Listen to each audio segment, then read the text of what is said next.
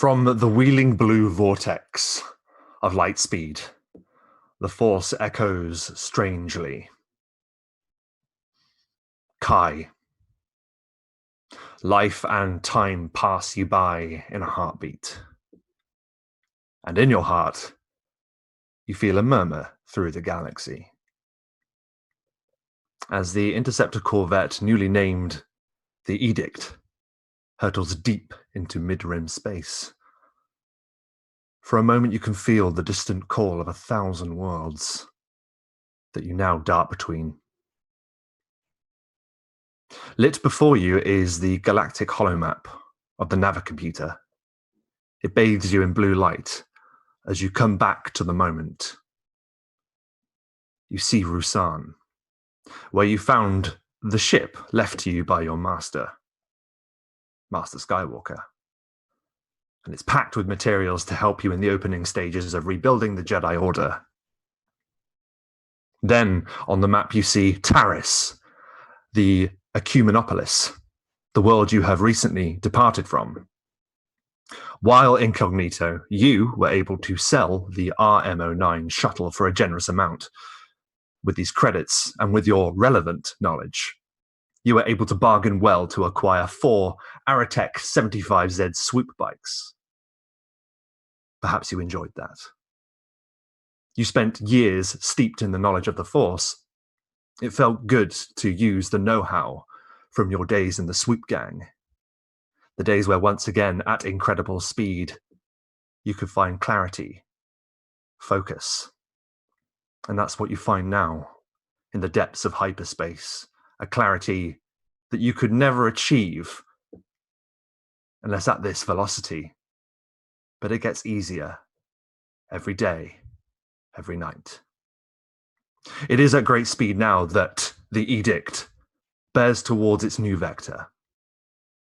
The discussion between yourself, Beza, Thule, and Rannan of where to turn next did not take long. Your destination is unlike the many planets you now hurtle between. It does not beckon. It does not call. It simply is. Within the deep core, Tython awaits. You are a day away, Kai, until you arrive. How does it feel to be centered by this velocity? And what will you do in the day that you have left to prepare for your arrival?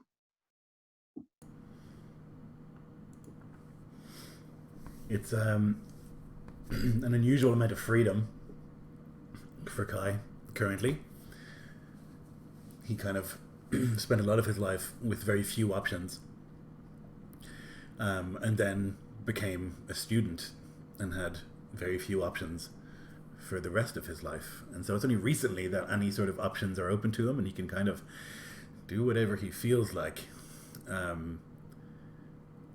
He was pleased to do some haggling and negotiating. He had missed that. There's not a lot of that on the backwater where we learnt our craft. And for now he's just looking at the map and sort of wondering at the possibilities. There's nothing to stop them going anywhere, and that's new. And that's quite exciting.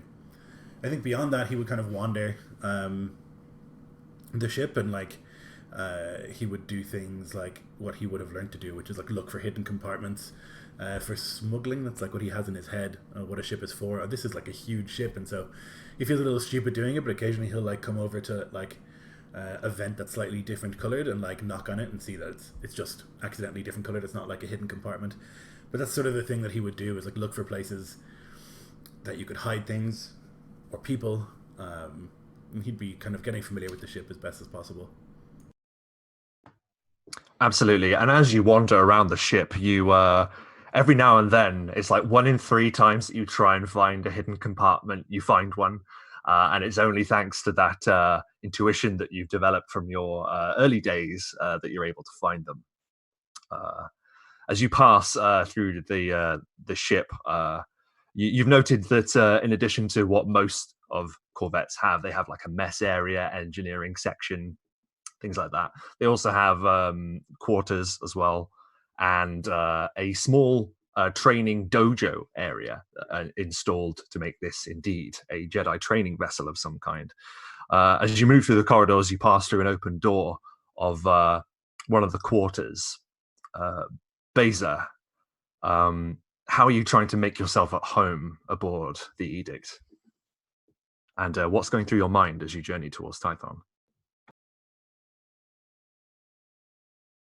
Beza is sitting cross-legged. The few personal effects she has are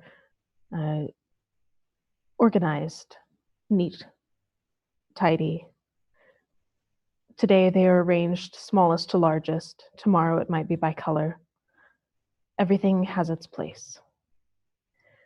And as she sits and meditates, she tries to feel what they're passing.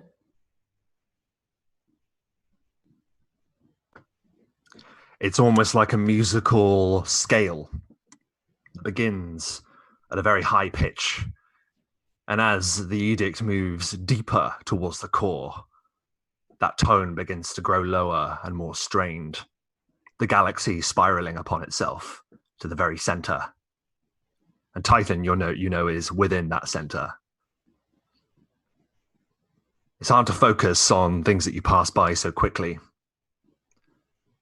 But you get a general feeling from the galaxy that all is hopeful and there is everything to gain.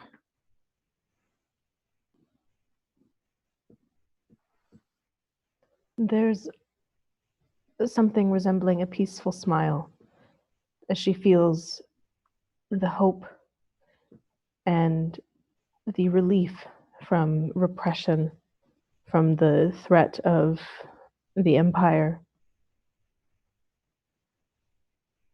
It's a new era. It feels good. And as your mind drifts to the thought of the Empire, the First Order, you dwell upon the different areas in the ship. With your mind open as it is, you can sense where your fellow Jedi are. And now I'm going to ask, where do we sense Thule is within the ship, and what is he doing? Thule sits in quiet meditation. He has already surrounded himself with plants he has picked up from their last planet. Plants that thrive in this type of astral environment. It calms him as he thinks about the events that have transpired, his encounter with Admiral Mithara Dawn, the troubling Chiss expansion. But there's hope too.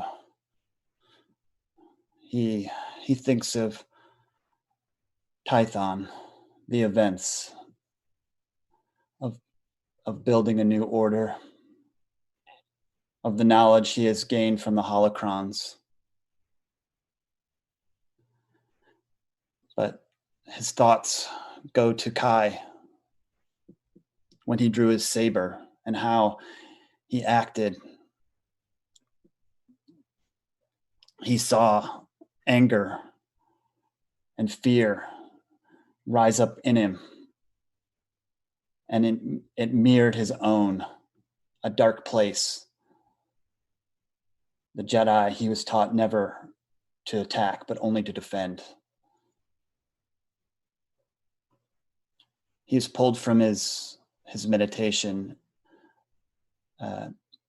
Looking over, he sees a blinking sun lamp, and he goes over to adjust it.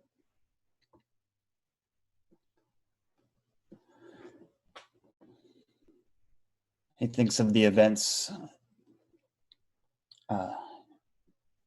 on the planet and how he's so ill-equipped for such things.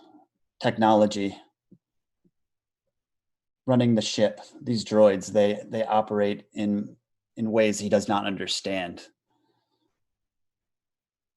It's the Force. That is where he will concentrate his study. That is where he'll be most helpful.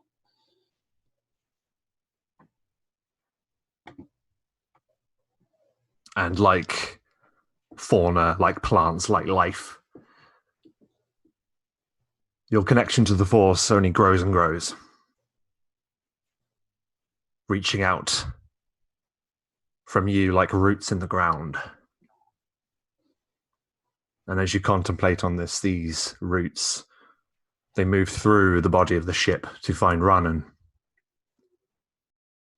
Where do we find Ruusan, and what is she dwelling on in the day that you have left before you arrive? She's in the cockpit while like the blue streaks of hyperspace scream by, and she's listening through comlinks to information from the holocrons as she sits next to her Alexei, stands she and like co-pilot, I guess, while consuming this information. And she's backlit by like the various screens and sensors and lights and like space streaming forward in quiet that would only be broken by something from the system or by the doors opening. Yeah, the doors of the cockpit open and Alexei clunks in and robotically sets himself in the chair next to you. There is a long pause. Ruusan, if I might make a suggestion. She'll like press up to her ear and then like turn to face him. It would be prudent of us to dispatch the probes that are assigned to me. It would be best to do this before we reach the center of the deep core, simply because this will allow the probes more time to reach their destination. I would suggest that you speak together and decide where you would like these probes to be dispatched and what area of the galaxy you would like intel from. For now, dispatch one to Tython when we arrive in its system out of hyperspace. I already took the liberty of doing so, Ruusan. Two remain, however. She'll nod and then like turn back to the spinning holocron and like manipulate it until it ceases for now. And then like her hands will like begin to caress over the sensors for the ship, and she will say, a day out or so, I might take leave of this. And she'll like stand up unless there's anything else. No, Ruusan, I will happily take full control of the cockpit from here. If there's anything else you need, please do not hesitate to ask.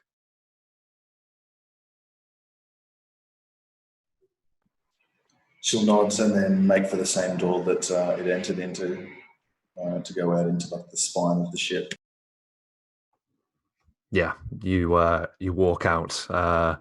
Strangely, this design of ship is the most familiar to you, Ruusan, for a few different reasons. But it does not feel like home to you. You do not feel like you've had a home for a long time. This is just another step on a long journey that you began, well, a long time ago. Now, is there anything that you all wish to do before you arrive on Tython? I have a few bits of information to share with you in regards to the ship's resources and the swoop bikes that you've purchased, and indeed the credits that you had left after the sale of the shuttle. So if there's anything at all that you'd like to discuss. Maybe we could like convene at some point soon and discuss what to do with the probes as suggested by LXC, and to discuss like our situation and to go over what we'll have going into Tython. Yeah, perfect. Yeah, I think so too. If we can like meet up, maybe in the dojo or something.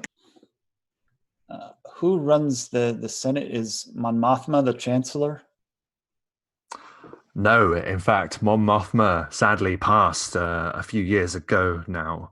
The Chancellor of the fledgling New Republic, at least the restart of the New Republic, is Chancellor Cadel Connix.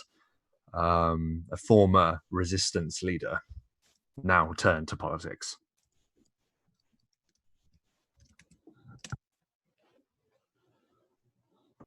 Does Beza know this person?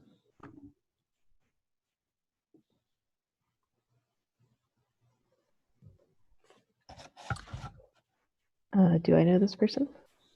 I think you would have. You may have actually met Kador Connix, but before she was the Chancellor, you are very well connected with the Chandrillan senator, who holds court within the Senate there.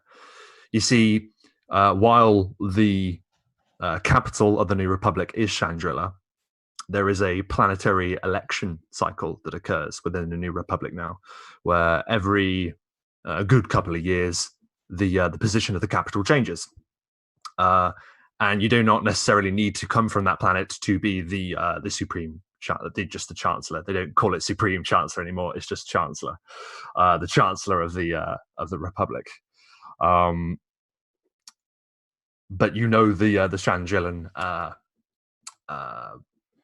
senator, and I can find her name because you knew her when you were a child. You grew up together almost. Her name is Luna Saris. This is all documentation I can put in the doc.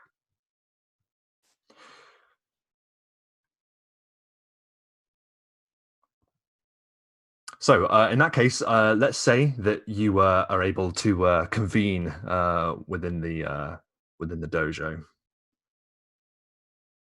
In fact, I like to think that there are those sort of Jedi style chairs, sort of positioned on each side of the wall. There is also a holo display for you to view the galaxy from there, as well as a hologram projector that can also be shone within.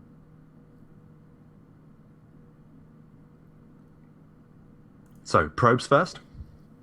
It's one of the things that Kai would change is these chairs. Not particularly comfortable, and they sort of insist that you sit cross-legged, and that's not always how he wants to sit.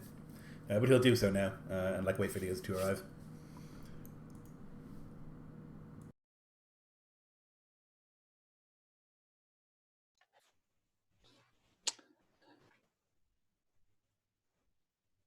Yeah, Thul will walk through the doors with you would hear him before the doors open.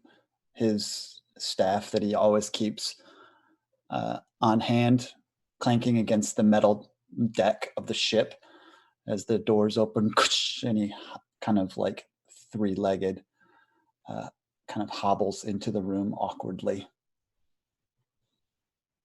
Rannon's already sitting as well.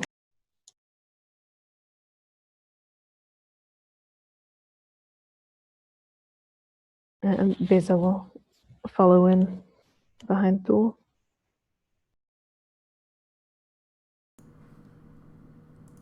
Well, we've had some time to reflect. What do we think about what happened on Ruusan?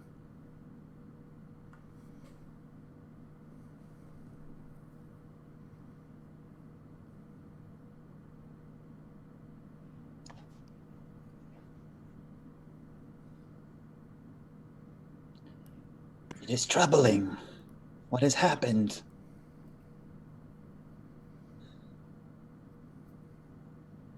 Troubling in that they are an aggressive empire and seek to bring the galaxy to heel.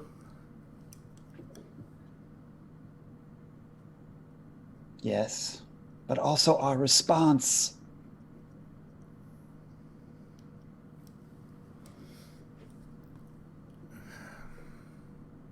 I sensed it in you, Kai, and also in me.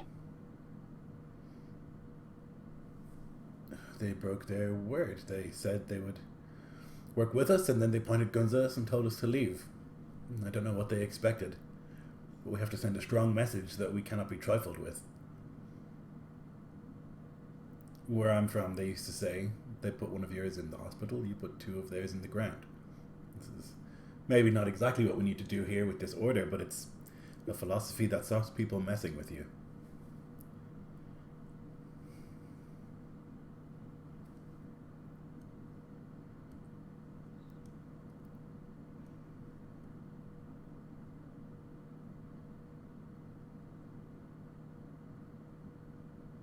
I assume that this silence means that we're all perfectly fine with what happened. When we talk about the probes? I sense that we all know our feelings on the matter and each other's. It was not an ideal first contact.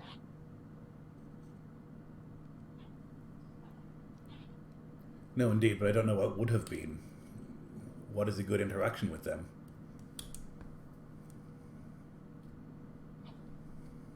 Yes, it seems that they have plans, and they will not be deterred from them in a peaceful manner.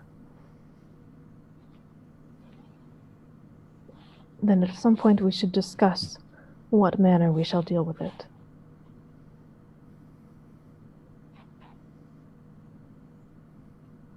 And what of this cis Padawan? We have given our word. Beza frowns. We can learn a great deal from them, I would think.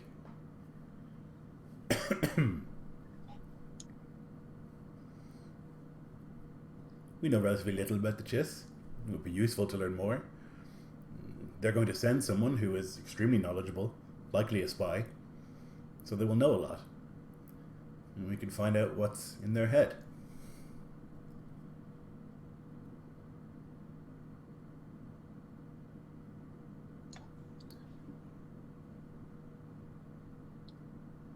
And do we plan to tell the Republic of this expansion? Perhaps they already know.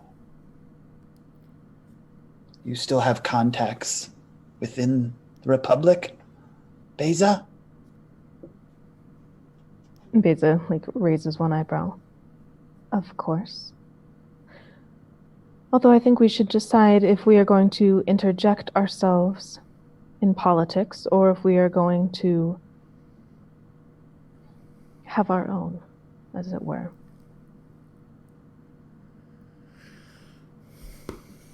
Well, we're citizens of the galaxy in the same way that everyone and everything else is, and so having some sort of say or input could be useful.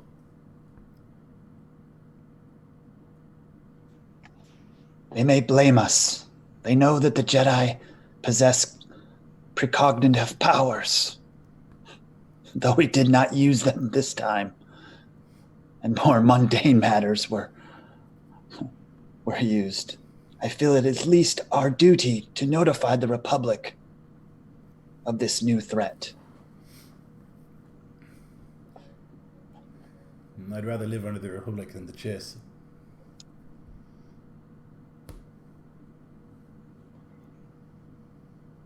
Agreed.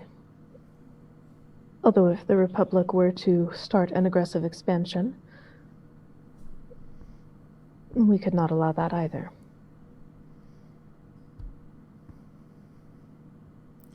The question is what we can do about it.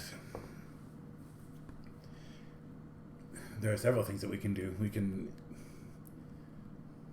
take out commanders or speak quietly with people and convince them, but it's a question of how we want to deal with these things.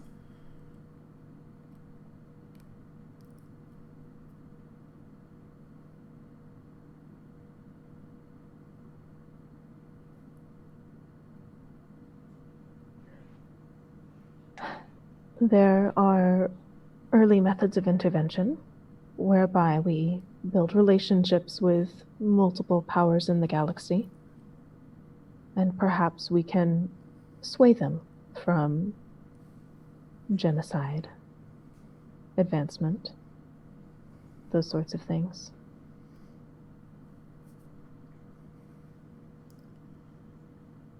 Later intervention might require more forceful methods.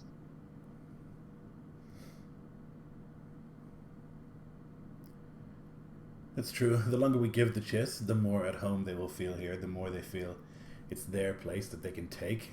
I think if we want to stop them, we want to do so very quickly. As quickly as we can. Did we get any knowledge of the Chiss, like through, I don't know if like we receive like news broadcasts through the HoloNet? Is there any like anything about the Chiss on the HoloNet? LXZ could certainly get that information for you. He would easily be able to access the galactic HoloNet. It's invariably accessible by everyone. Yeah. So, go ahead.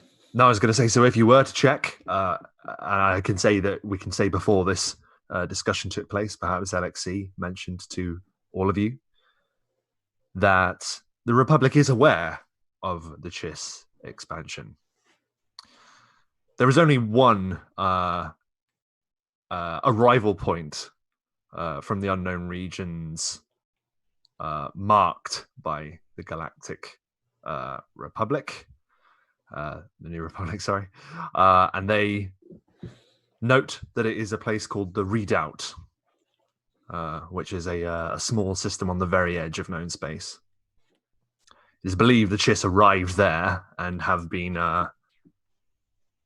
jumping in hyperspace to various points across the galaxy. You also note that Ruusan is almost on the opposite side of the mid-rim section of the galaxy from that place. So that particular mission from them was very deep in enemy territory.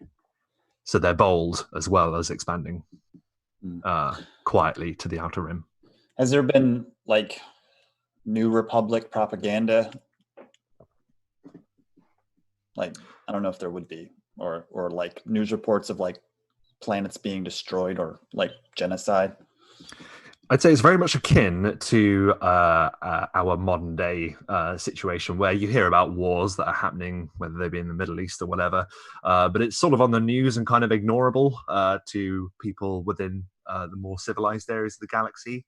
That's out of sight, that's out of mind. And while the Republic is not stupid and has certainly learned its lesson from the violent wars that have come before,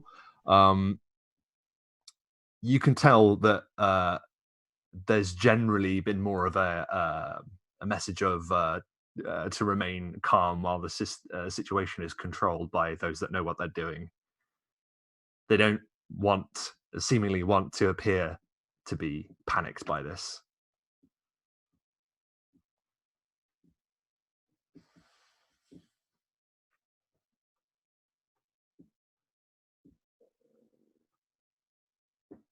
But then if there have been cries from outer rim worlds, well, there have not been many.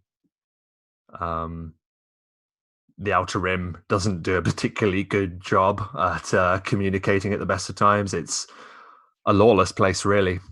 So if a system there were to go dark, a lot of systems wouldn't even know about it for years.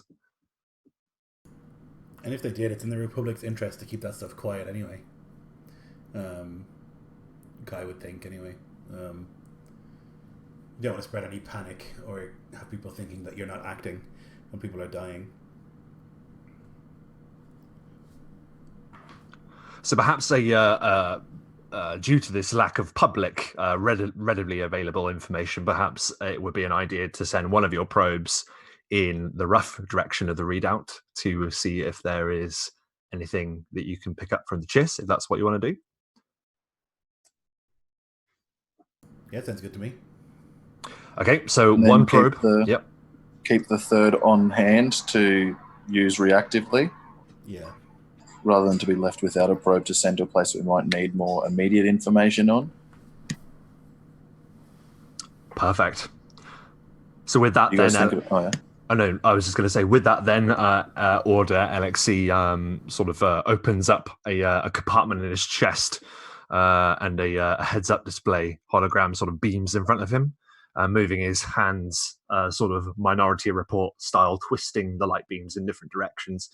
He's able to activate the probe that is currently clamped on the underside of the edict. and it falls away with a beep, beep, beep, beep. And off into deep space it goes. And the other one will remain clamped to the bottom of the ship until stated otherwise. So, with that discussion had, that really remains there only really remains one other topic, and that is your destination. You are traveling to Tython, a mystical world shrouded in mystery, and has always been connected with the Jedi. An arguable site for one of the first Jedi temples as well. Is there anything you wish to talk about your intentions on Tython in view to building a base there, or anything like that at all? Is it that lore states that the hyperspace pathways have been lost to Tython? It is difficult to find. However, the holocrons that you've been provided with were able to give you navigational coordinates that would help you in this end to find Tython. Though on the final approach, it is advised by the messages of Jedi long dead that it is good to be at the cockpit for such travel to the system might require the aid of force sensitivity. It has a reputation that only life forms that are force sensitive can survive on the planet. Is this correct? It's not so much survive, but any creature or being that steps upon the surface of Tython, yes, that is one of the stories, that any being that isn't connected comfortably with the Force has a really rough go of it there. It's almost like they get this impending feeling that they do not belong there, and invariably that can go ill in all manner of ways.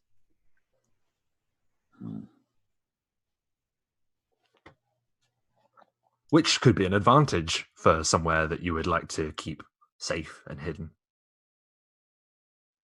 It not being on hyperspace lanes is a real advantage that we can use.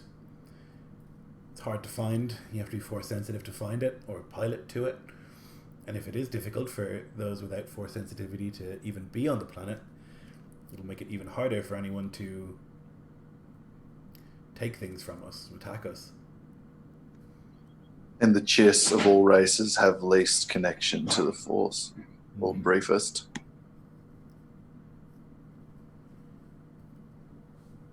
Yes.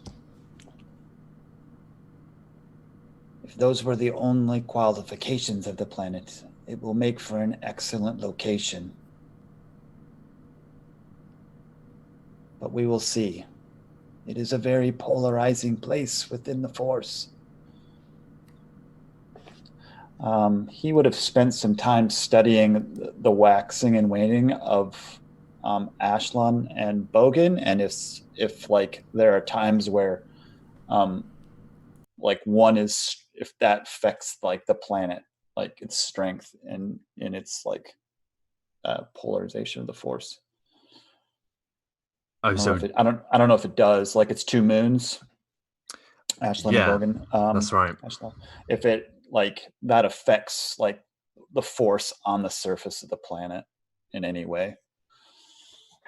It is certainly rumored that the planet has a almost like it can be attuned to the Force in different ways. Some attribute that to the movement of the two moons around it. Others within the planet itself, and others state it's a combination of all three. There are varying sources within the holocrons. It has been a long time since any Jedi have stepped upon, or indeed anyone has stepped upon the surface of Tython that's recorded.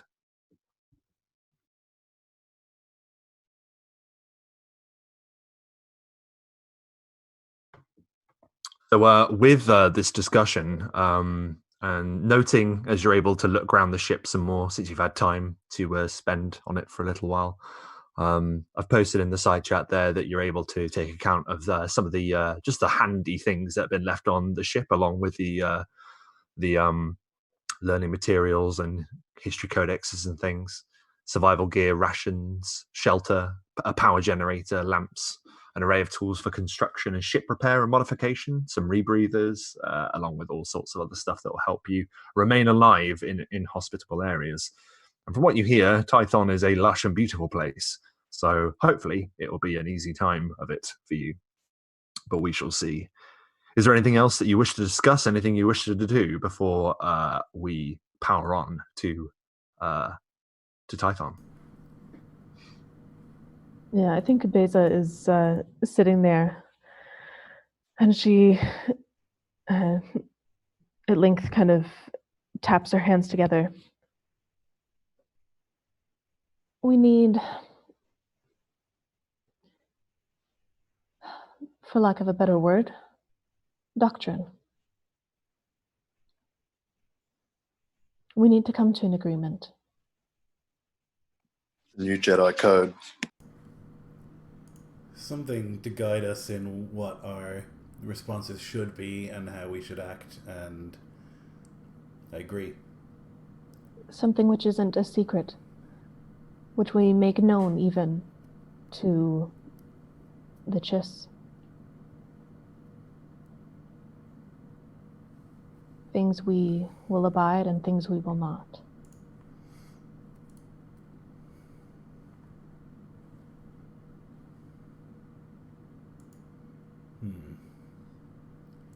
What will those be? We have quite different ideas about what is acceptable and what is not. Then we should start searching for common ground.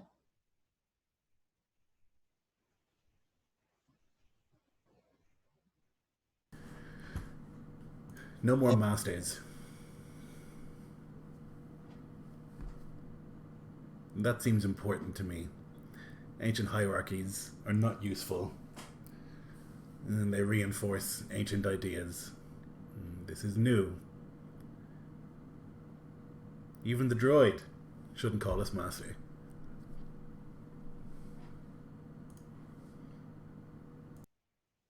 What title is to be given a teacher and a student then? What's wrong with teacher and student? I don't know why we have to hide behind all this. He sort of like waves his hands in the air vaguely. Pomp and circumstance and ceremony, and it's also arcane.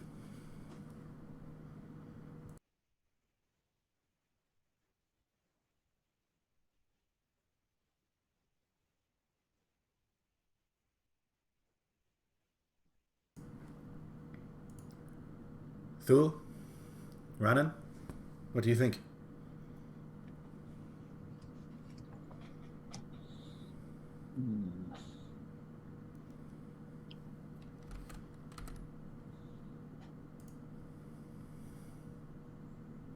Yes. I have no problem doing away with these terms.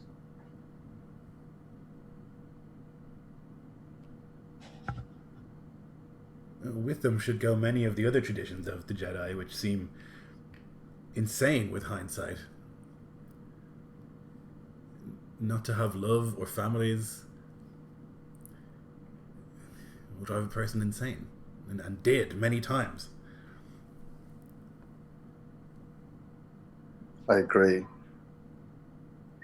Some love is inexorable. And necessary to be an As empathetic is- person. As is anger.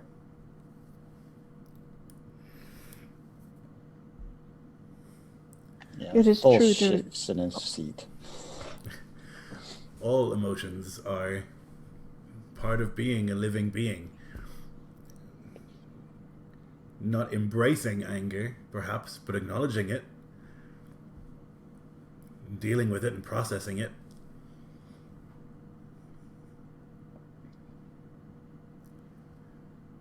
There is wisdom in not forming attachments.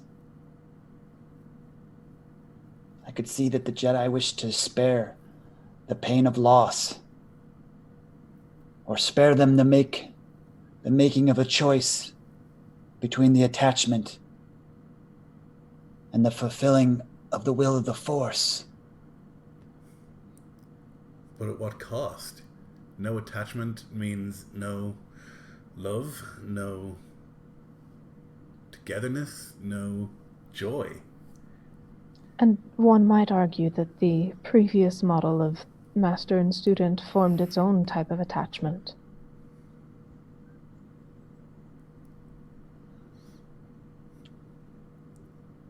Yes, it is unavoidable in some cases. And so let's make it Jedi and Padawan. So then let's make it normal. Normalize it. It's okay to feel attachment. And discuss it frequently. That attachment between student and master is also unhealthy, I believe. There's no oversight to what's happening. Who's teaching the student? No one is watching that or checking over it to ensure that they're teaching them the right thing. If you have some... Then should... Sorry? If you have some battle-scarred general who has spent his whole life fighting, and then he comes back and he teaches a 4-year-old how to use the Force, what's he going to teach the 4-year-old? Perhaps we could strive that 2 Jedi oversee the tutelage of each Padawan to offer double perspective on coming to understand the Force. Why not have classes? Like a school. Yes. Learning together. Typhon would be a nice place, or a suitable place to do this, if our reports are correct.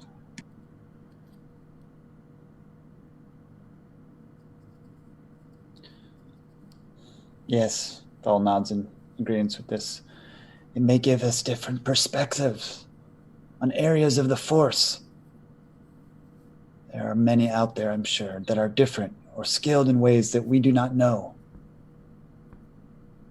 Tython may draw out their power, draw out their knowledge. There's a lot to explore with that.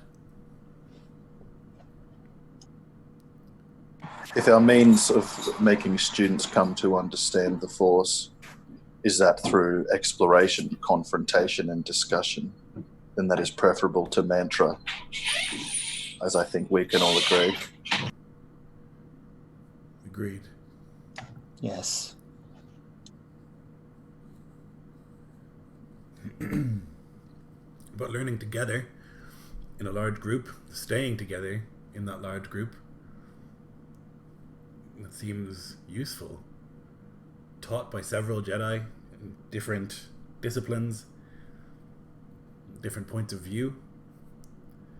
I think above all we should encourage questioning. What of the times when we have to intervene in interplanetary or intergalactic affairs, what happens to our multiple teacher system then?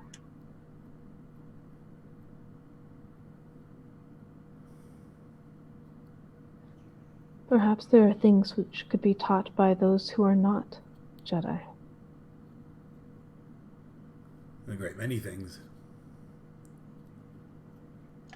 Politics, running nods. arts, music.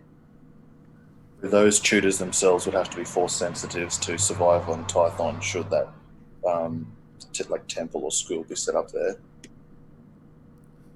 Is it so insane to think that we could have Jedi who do not learn combat? The Mirror Lucan people themselves are Force sensitive and so could provide this. They're like a intellectual and studious race. What if we limited who learns to fight? Based on choices that they make, based on testing as they grow? Not every single one of us has to be a warrior.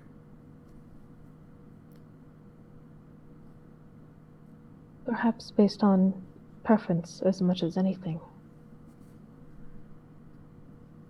Agreed. For Rey taught us all in the many schools of the Jedi. There are things that Rey could do that were unknown before. Healing, communicating across vast distances. These are things that maybe we can unlock and we can have people specializing in. They don't have to all have a lightsaber or go to war.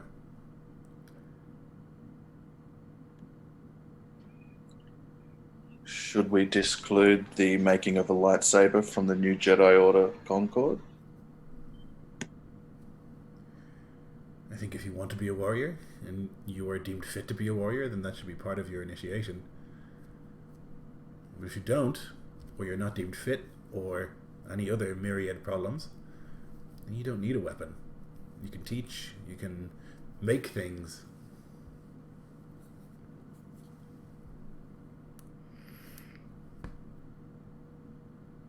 I agree with your logic. Perhaps it is my own sentiment and attachment to creating a lightsaber as to why I even ask. I will meditate on that.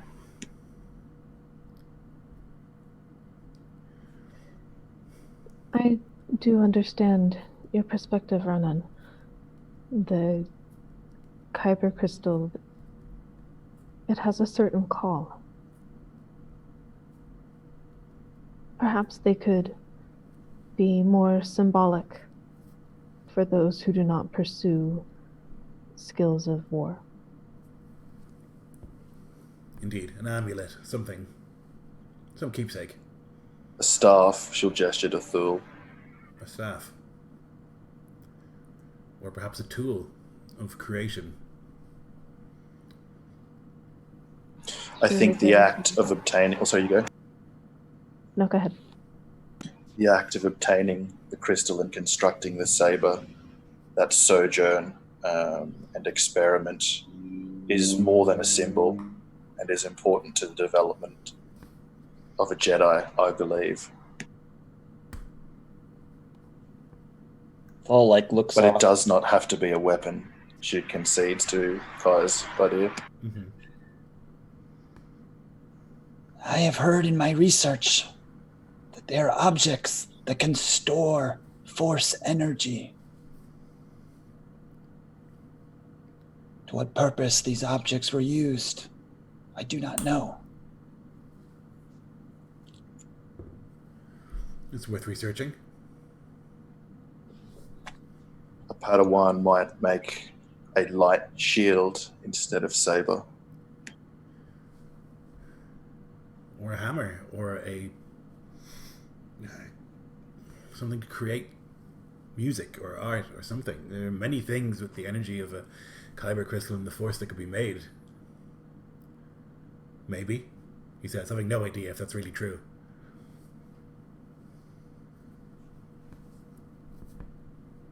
It is worth opening the door, simply to see what is on the other side. The other question is what we do when the galaxy is threatened, when tyranny rises. If we believe that we should be free and they should have no masters, then it should be the case that no one has a master unless they want that. This is of particular importance to me, and I know that I have a personal stake in this. But I think that all slavery should be removed from the galaxy by force if necessary.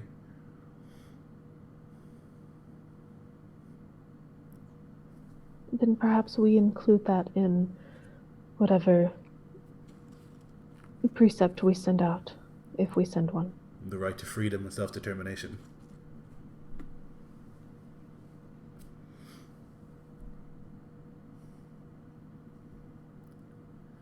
There will be many who refuse that. The Hutts, Black Sun, countless civilizations that still track in slaves.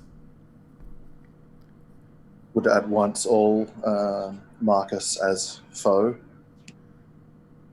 And so we would have to show them that this is not simply a request, it is a universal right, and we will enforce that. But is that the will of the Force? We're the will of the Force. It speaks through us, no?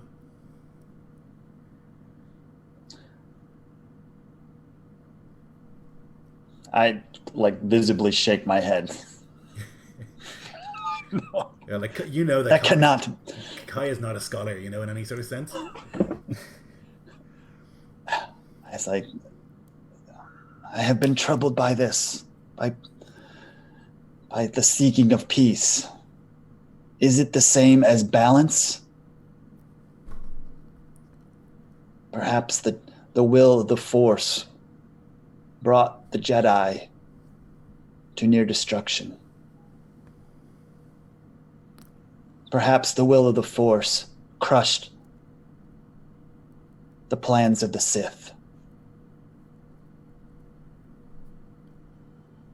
We must move slowly in the building of this new order and consult the will of the Force often. I absolutely disagree. I think moving slowly is what the old Jedi Order did, and look where that got them.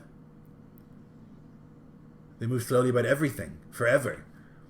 And millions died because of it. Perhaps there's a middle ground to be struck. If we are to decree freedom and self-determination for all, maybe there's a period of transition allowed, whereby planets who are built upon the backs of slaves may change their ways. There will be many who will simply refuse. The Hutts will not say yes to this. And how will we enforce our edict? We go and we kill the Hutt Council. That will send a message very clearly. Or we speak to them if we have to, but we make it clear that we will not accept no as an answer. It's not a request.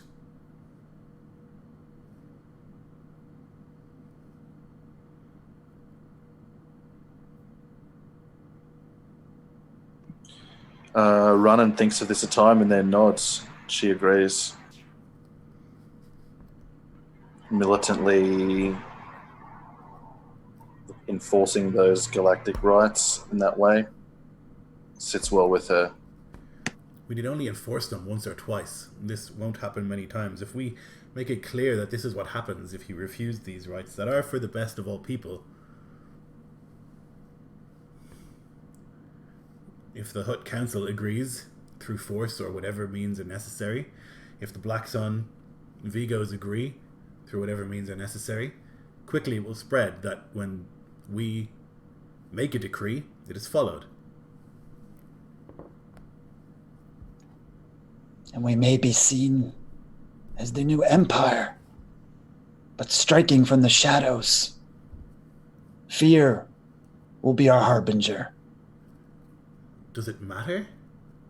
If the end goal is freedom for all people, if the end goal is a better galaxy, we might not live to see a time where we are beloved, but somewhere down the line we will be. Fool, who would fear us, except those who seek to overrule others? We cannot be in all places. Yes. We will free some, but oppression will always exist within the galaxy. Let us not be prideful in our goals. That's not good enough for me, Thul. Accepting that there will always be oppression is not good enough. We can change that. Accepting that things are the way that they are will mean nothing changes. If we don't believe that we can change these things, then what's the point in any of it? We could not turn one ship away, Kai. What power do we have now?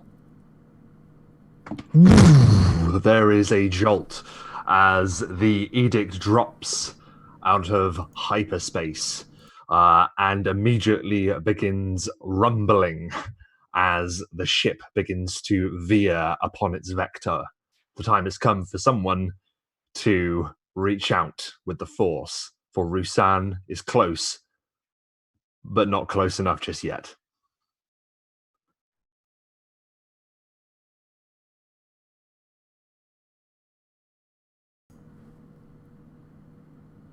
We sent the probe ahead of us, didn't we? That's correct. Are we receiving data from it now? Yes, certainly. Yeah, there is a whirring from LXC upon the display that projects from his chest. You can see there, depicted in the blue light of the hologram, a planet orbited by two moons. It hangs there, silent. There is no form of technology reading of any kind coming from it. However, a significant amount of life. Is there anything else you'd wish to know from the readings? I mean, I'm assuming it gives like basic bio and like breathable air and all that information. Are there like storms? Is there like going on? We search for like a suitable landing spot that's like free of atmospheric kind of like calm atmospheric conditions, I'm assuming. So search for that. Yeah, it's first of all, it's a terrestrial planet. You'll be able to step upon it without rebreathers or anything like that. It's a breathable atmosphere. It has rather serene weather patterns, really. It's strange. It all moves in one, like a continual cycle moving around the planet. For the most part, the atmosphere, the weather is, yeah, like I say, serene and still. It's made up of mountainous terrain, sweeping grass plains, lush deep forests, running rivers, tumbling waterfalls, and gargantuan seas. Are there cities or remnants of cities? Or There are ruins.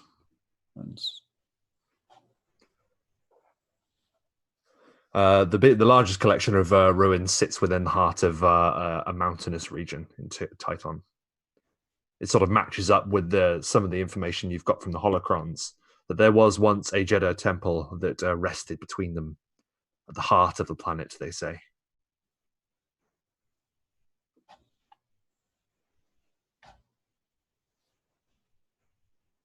Let us go, one step at a time. The words "one step at a time." Who will like to stand up in the cockpit or on the bridge, rather? It should really be a bridge, shouldn't it, if it's a Corvette? Who would like to stand upon it and attempt to use the Force to guide your navigation? It will be a sense check.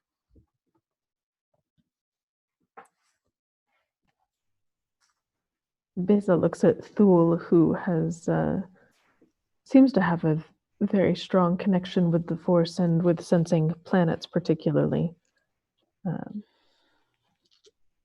and kind of inclines her head as if to say, "After you."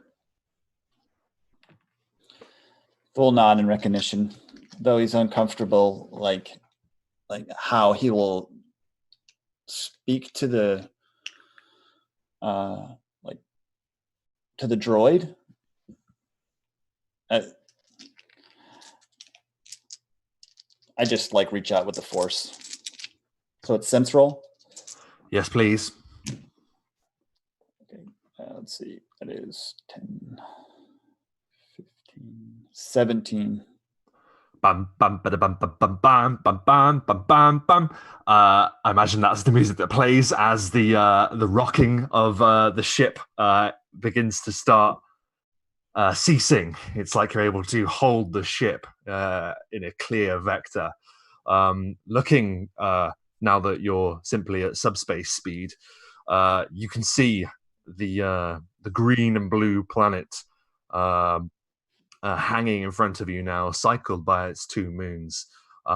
It seems like there are waves of astral disturbance that you're moving through within the ship, but the Force is able to deliver you as you knew it would.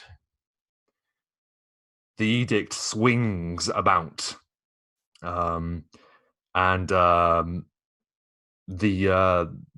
settings and the sensors will match up with essentially what the probe told you of the planet's atmosphere and the condition of the weather and things like that. Skipping across the top of the atmosphere, the edict then you're able to press downwards, and the ship goes into automatic planetfall settings. Sweeping through full white clouds, the edict appears within a startlingly blue sky.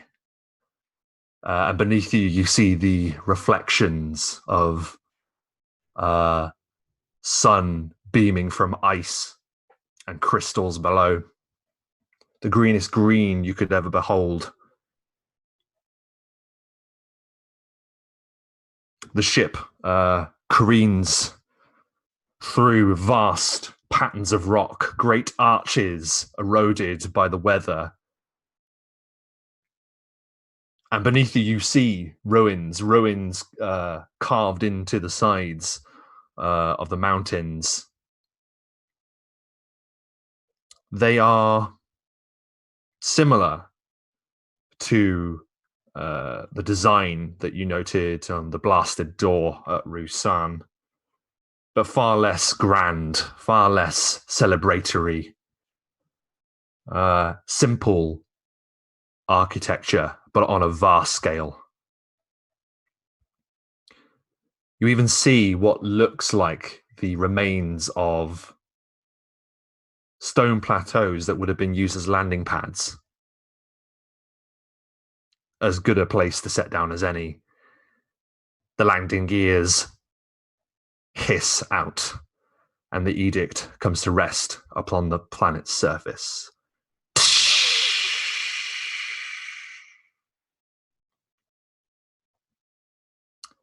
You have arrived on Tython.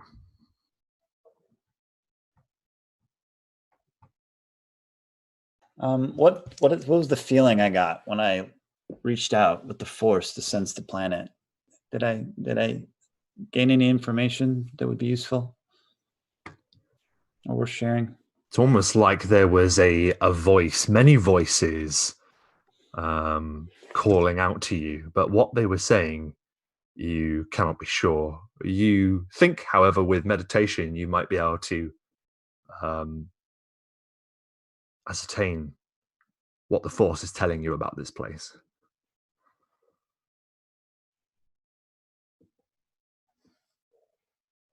Can the probe droid come into planet side as well? Yeah, I like to think that when you arrive and once you've got the readings from it, it then clamps back onto the side of the ship, so is then brought into atmosphere with you. Nice. So, And can it be deployed planet side?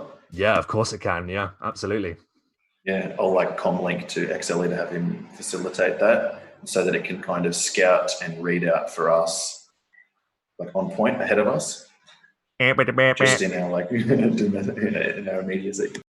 Yep, it makes that noise, and it sort of eerily sort of sweeps up into the air. Probe droids have always looked strange in lots of different iterations that they've appeared in, and it sort of hovers off toward the mountainside. You see that there is a great stone bridge wrought over a large cliff face that drops down into a lush blue river that pours into a waterfall down the side of the mountain. And then beyond, the ruins of what looks to be the Jedi temple. The reports from the Holocron stated that this Jedi temple is connected with the heart of the planet.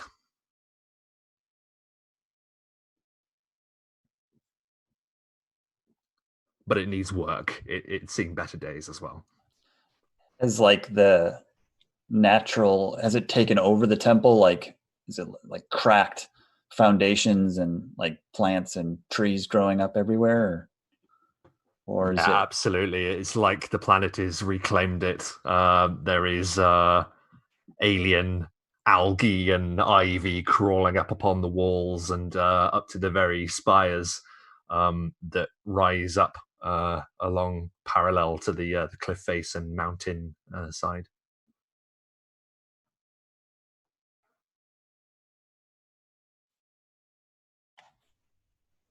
Excellent. Dole's excited to see the planet, so he heads towards the,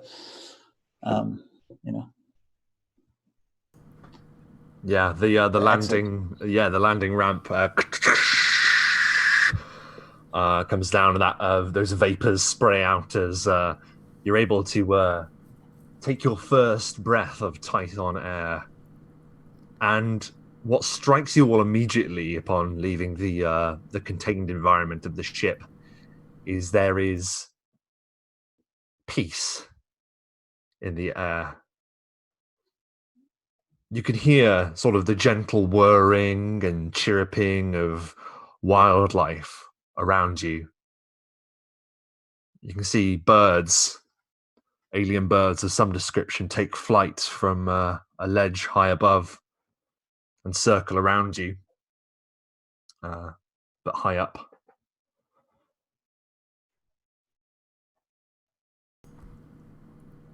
Kai has a thought, and he pushes it away, but a thought because he was just arguing with Thul. That he could probably get out there quicker than Thul can, and he could be the first one to step on the planet. But that's like a bad thought, and like not a useful one. It's just like some petty thing that entered his mind. And then he like closes his eyes and takes a breath and waits.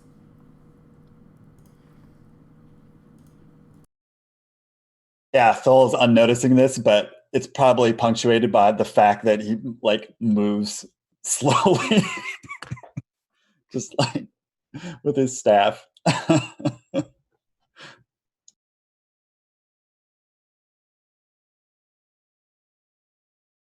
Yeah, and as you slowly make your way down the ramp, and you're able to take these sensations in, it's always nice to be to depart onto a planet after being cooped up in a ship for a few days. And the sense that you attain from the planet does not change really; it remains serene. But strangely, you get the feeling of I'm trying to think of the right word for it, to be honest. Not disdain, just not caring. As if it could take or leave you, put it that way. Indifference, thank you. Ambivalence, great. Thank you very much, Lloyd, aka Theosaurus. Yeah, there's a definite indifference about the vibe that you get from this place. And those voices that you hear in the back of your mind, they appear to get stronger. With another check, perhaps you might be able to ascertain what they're saying.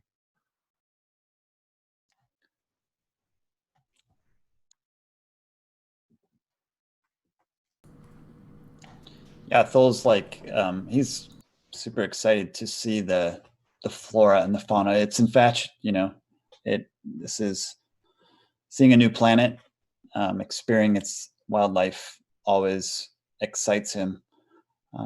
So he's looking around the plants. A Typhonese glidefly like lands on his staff, and he starts to like look at it with like great intent. It's kind of like wings reflecting in his large eyes before he like snatches it from the staff head and sucks it into his mouth like a turbine.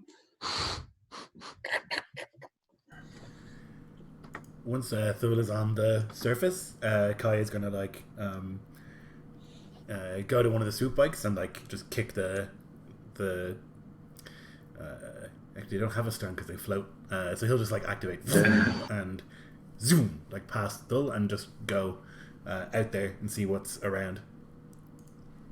Yeah, absolutely. There's a kind of noise that it makes as it hits the throttle, and you speed off across this great stone bridge. It's been a while since you've been on a swoop, but the feeling of elation that you gain whilst upon it is unlike anything else. However, I would like you, Kai, to make a sense check for me, please. Okie dokie. Sense.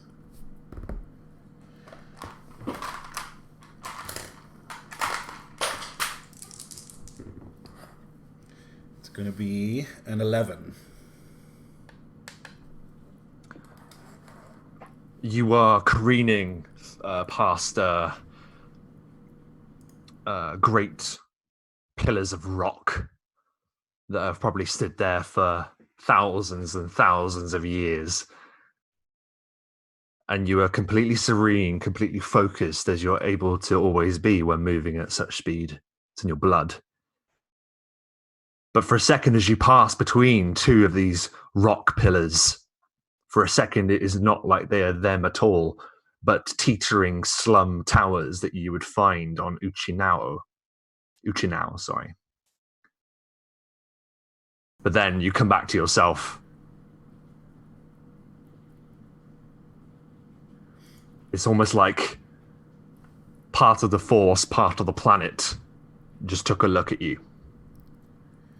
Yeah, it's pretty disconcerting. And maybe he veers a little bit unexpectedly when the terrain changes. But he's able to get it back under control and tries to find that calm again. For sure. Are the rest of you taking the speeder bikes? Or are you going to... Well, what do you want to do? I think Randall will just walk down to the closest flora and reach out with the force to sense and feel the surrounds. I imagine it's quite vibrant and fascinating and new for her to sense in a planet like this that's so connected to the force. And so it's probably in a stupor or marveled state, similar to how Thul had gone out and eaten, been inquisitive and got some food.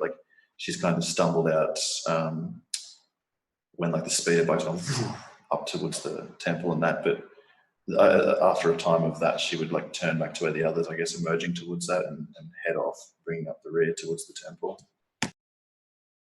Would you also like to make a sense check, please, Rhiannon, if you're reaching out with the force at this point? 7.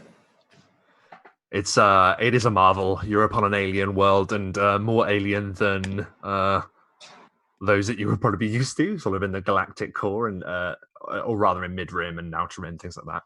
Everything is new and everything is beautiful, and you find that your force sense, making up for the lack of sight, you're kind of overwhelmed by the splendor of this place. Beza, what are you doing? I think Beza was, if Ronan was bringing up the rear of our formation, as it were, then Beza is somewhere in the middle on this. God, I've already forgotten what they're called. The bike? The swoop bike? Yeah, the swoop bike. There it is. My brain was trying to call it a sweep bike, and it was not quite right. On the swoop bike, and as we're all attuned to each other, she can feel Kai's frustration and would have set off in that direction. Did he disappear from view? I guess he's just shooting up towards where the temple is. Is that right, Lloyd? Yeah, I mean, not even with that much intent to go anywhere. It's just to go fast. But I guess it would leave a pretty clear rut in the long grass or whatever, where it goes by or whatever. Yeah, huge dust cloud. Yeah, it would. So I think he's probably now already gone far enough, but I think you could follow easy. Yeah, Beza with perhaps a little less enthusiasm than Kai had would follow. Where was Thule in this? Was Thule already on a swoop bike as well? No, he's as soon as he walked off the ship, he's just beelined it to the closest tree or plant so he's literally, I would say, several yards away from the ramp. But I'm sure Lexi is unloading the bikes, and they're have been lined up for us to take, I'm assuming, and use. Yeah, they've been stocked in sort of the they're sort of a sort of hangar space. You couldn't fit like a ship or anything, but things like perfect for putting speeder bikes and things like that at the back of the ship. And there is a secondary ramp that sort of descends from the bottom of the hull, so they're kind of lowered onto the ground almost. Sure. I'm sure we have some type of landing protocol where we'd like, search for usable like resources and such if we need to. We have protocol. I mean, I was gonna say, man, that's entirely. We haven't even agreed on like our. We're arguing about everything. I don't know. No, if you want like landing ship protocols, yeah, like just like survival protocol. Yeah, that's fine. Well, it'll be automatic for you all to know that you can power down the ship. So only auxiliary power is just keeping things going, keeping systems running, but it's not going to drain any vital systems whilst you're here at all. So you're able to secure the ship in that respect. There are supplies for you, like I mentioned before. There's shelter for you to use, and there's generators for you to have an external power source from the ship, which would be quite useful. But I mean, for the meantime, you can just leave that on the ship for your initial exploration.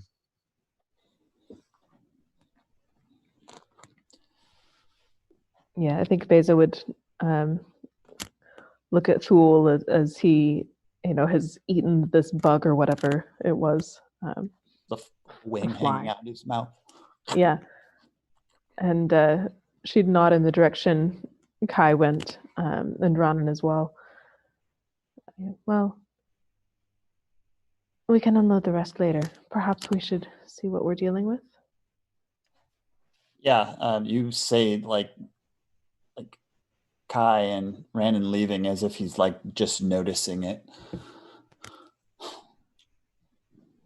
Oh, yes, indeed. Let us go.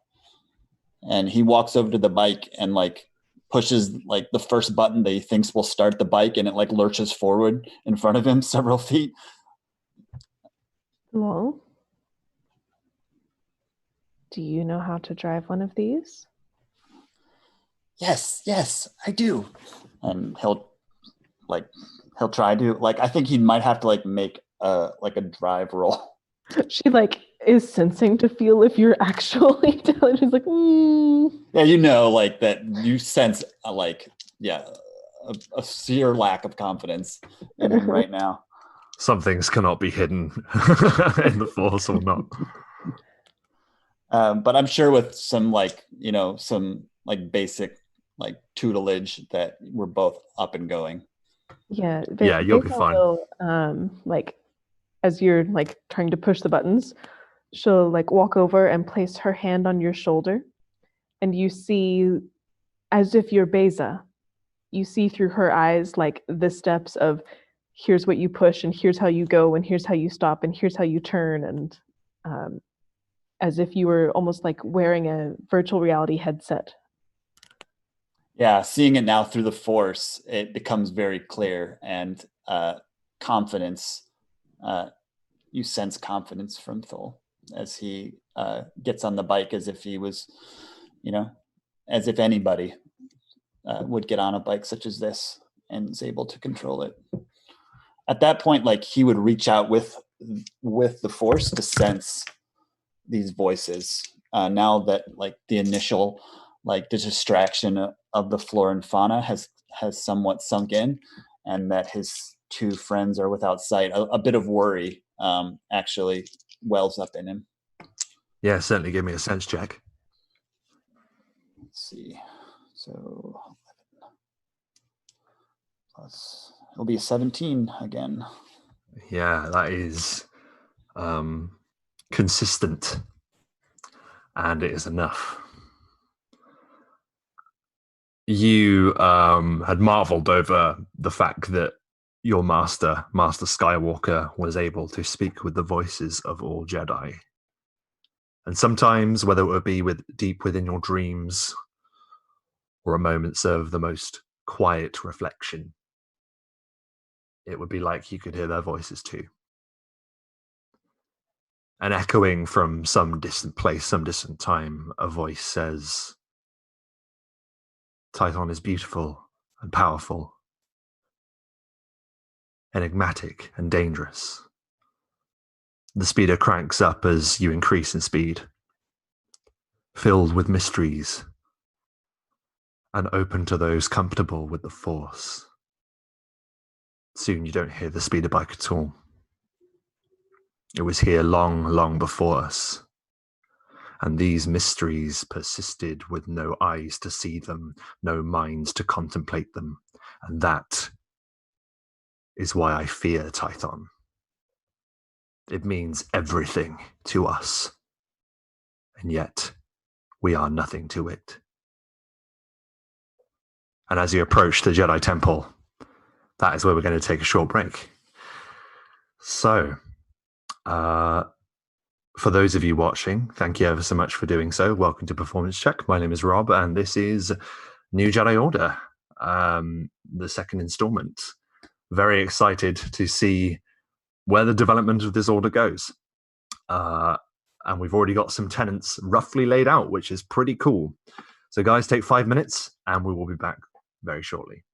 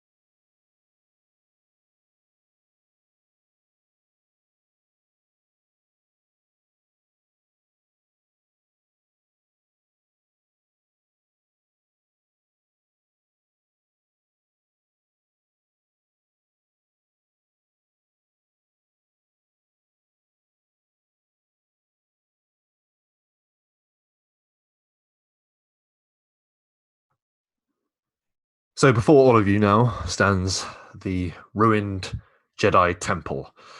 It is comprised of 3 sections that you can see. There's a central, wide, cylindrical building, and it's flanked by 2 other towers.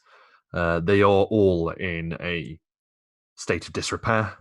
That algae and moss and vines and things growing up it make it almost seem like it's part of the mountainside. You can still hear the crashing of the waterfall that pours down beside it. And the echoing voice that was speaking with you, Thule, emanates in the force through the cracked doors that stand before you. You know that you stride closer and closer to the heart of the planet, a planet that you have now confirmed within yourself to be a nexus of the Force. So, before you awaits the Jedi Temple, what would you like to do?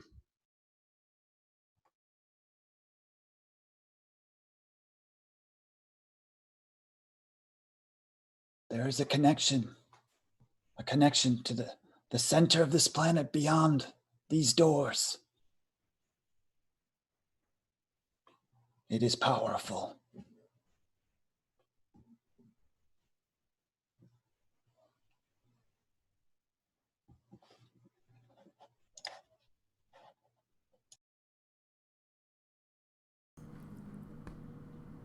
Was I brought back? Did Beza come and get me? Or has it been It's up to you. has it been a while and we've all kind of reconvened? Yeah, I don't know. Yeah, Were you sure. headed to the temple?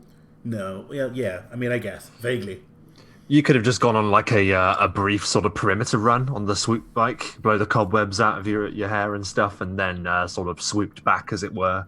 Because I imagine you will want to look in the temple. I mean, I'm not saying you have to if you don't want to, but I mean... Yeah, no, I mean, eventually, definitely, you know? Yeah. For sure. I just wasn't sure if I was there or not. Okay. Did we see, how do you pronounce the original? It's Jedi, or is that how you say it? The original. So we can say that it was an arguable pronunciation of the original Jedi. Yeah. Okay. If you like, the ancient Jedi. It's weird, isn't it? Do we see any of their iconography? Like I say, this is a very, it's much more understated, this construction.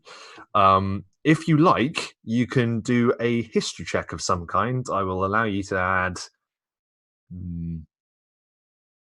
I'll allow you to add 2 extra die.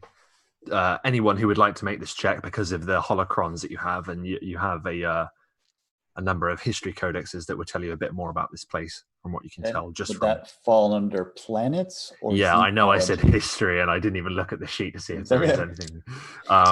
Yes, I suppose that would be planets. So if anyone would like to make that roll, please feel free to go ahead and add 2 dice to it because of your holocrons that you've got on your ship.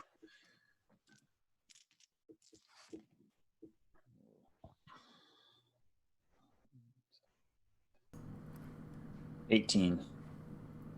17.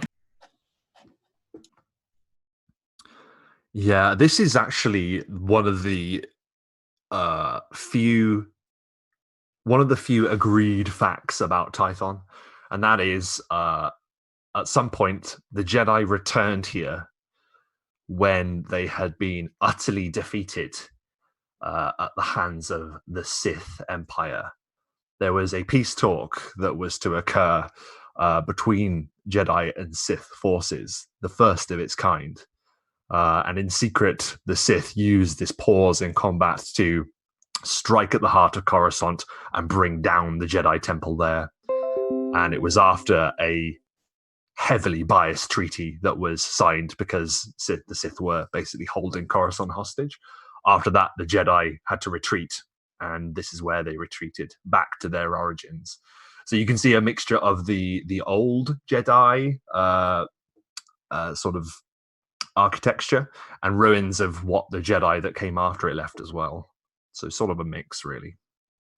But that's something that you can agree on. It actually happened in the past, a long time ago.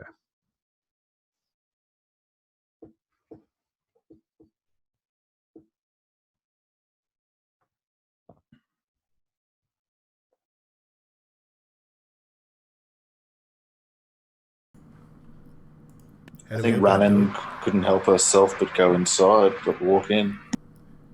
Yeah, is it open? There are great cracked stone doors. It might require the Force to open it. I'll roll then. Reach out my hand towards the doors. 15 and my force die is a 6. Oh my goodness. Just explain how you either move the doors out of the way. What do you do? They like both twist in different angles, kind of like the sides of a Rubik's, to like lean on each other in a different way, such that we can comfortably all walk through it. Like, Yes. and then clunks back together, and we pass under it rather than it being like a precarious, like a crag or like slips that we'd have to take. Now we walk through 4 abreast into it. It's almost like you tap into the ancient powers that would have aided the original Jedi in shaping the stone into the temple itself. You're able to harness some instinct from that long forgotten knowledge to make the doors basically fixed in a way that they can roll open and close now as you see fit. Defensible to a small part of your brain, sort of reassures yourself. And as you all step in, you see a wide open hall flanked by vast pillars that sweep up into a tall ceiling. You see a staircase upon each side of this hall that circle up to meet at a balcony that then goes on to a major staircase that leads higher up into the darkness. You see in the center of the hall there is a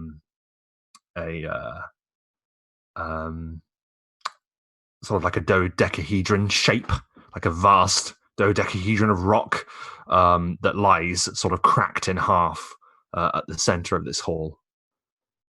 And as you step in, all is quiet and everything is still. There is an unforgivable, undeniable feeling that before you, the heart of the planet is calling.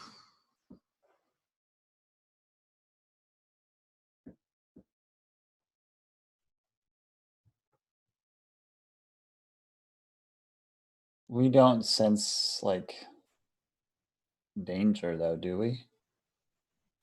There's no, or is it an unknowing feeling?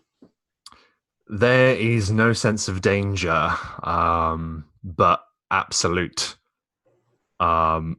mystery for sure. Okay. As the voice of the Jedi sort of alluded to, the planet is one big mystery to the Force in a lot of ways.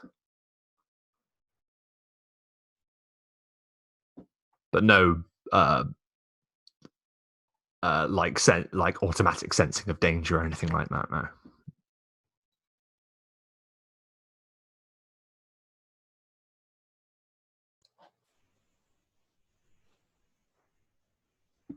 If you'd like to split up, I can tell you a bit more about what lies before you in terms of the layout off the side of each of this vast hall.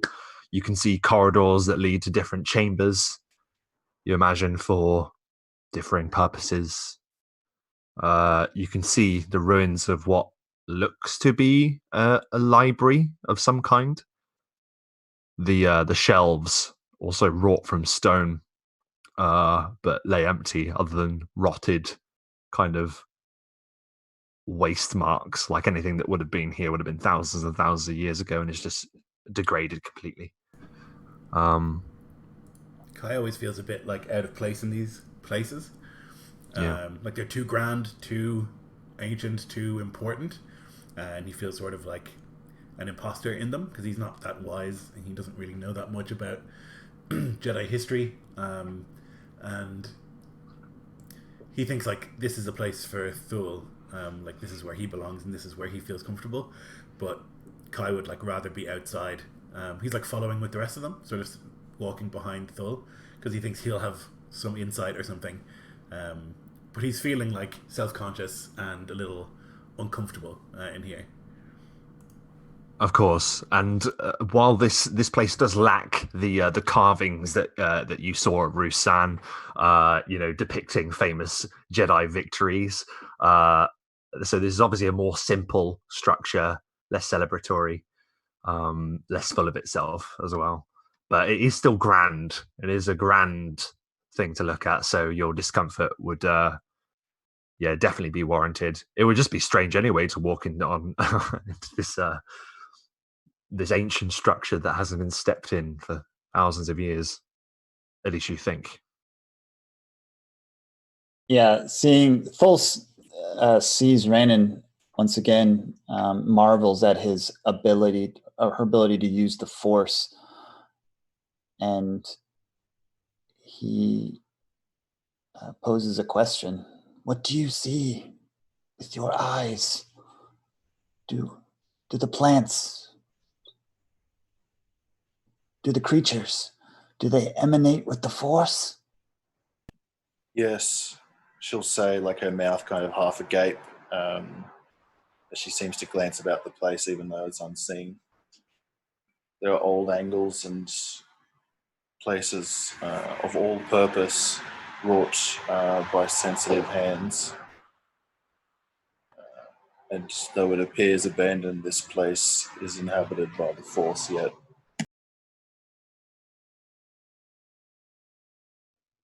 It actually brings up an interesting point for Rhiannon, because while you share the connection with the Force that your companions do,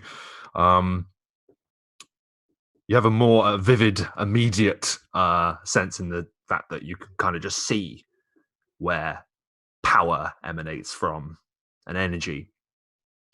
And at the vast staircase before you, you see and can sense that there is a tunnel that cuts up. This staircase goes directly up into the mountain. And from it, there is a glowing aura. It is neither light nor dark. This way, she'll say, her voice half in wonder, half in worry, and she'll like step forward in that way. The only disturbance is your footsteps upon the dust that lies upon the floor, and as you glide up the stairs in your flowing robes, I imagine the others follow. In from a casual observance, the blind leading the sight in manners. Yeah, that's really great, actually, isn't it? Yeah. That she sees more than all of us in this place and in this time.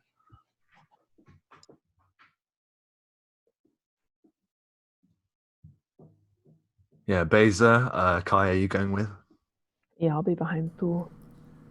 Yeah, Kai is trailing a little bit, I think, because he's pretending like he's feeling something big, like the others are, but he's not really connecting with the place in the same way. He's trying to like quiet his mind, but it's not working super well. So he's following behind as well. Besa will turn over her shoulder to you, Kai, and just try and kind of link to you a little more to see if she can give you that sense of connection through her. Yeah, he'll sort of turn to look at her for a little bit, and he'll do this like slow nod, like he gets it, but you can see right through it. But then, like together, I think, like if he closes his eyes and there's a connection, he might be able to find something.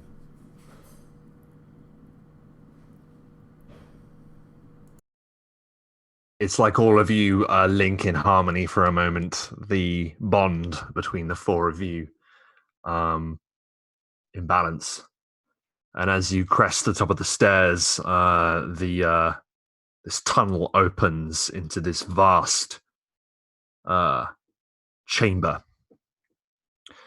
From looking at the shape that you are standing within, it looks like a pyramid, like you'd be standing in a pyramid. The vast, sheer, smooth walls of this place raise up to a single point at the center of the room. And from the center hangs down this great glass structure that fans out. Part of it is cracked but not shattered. It's like the glass betrays the many ripples within the force that converge here. Thul, having connected strongly with the planet, you can see that this must be some kind of meditation chamber to access the heart of the planet itself.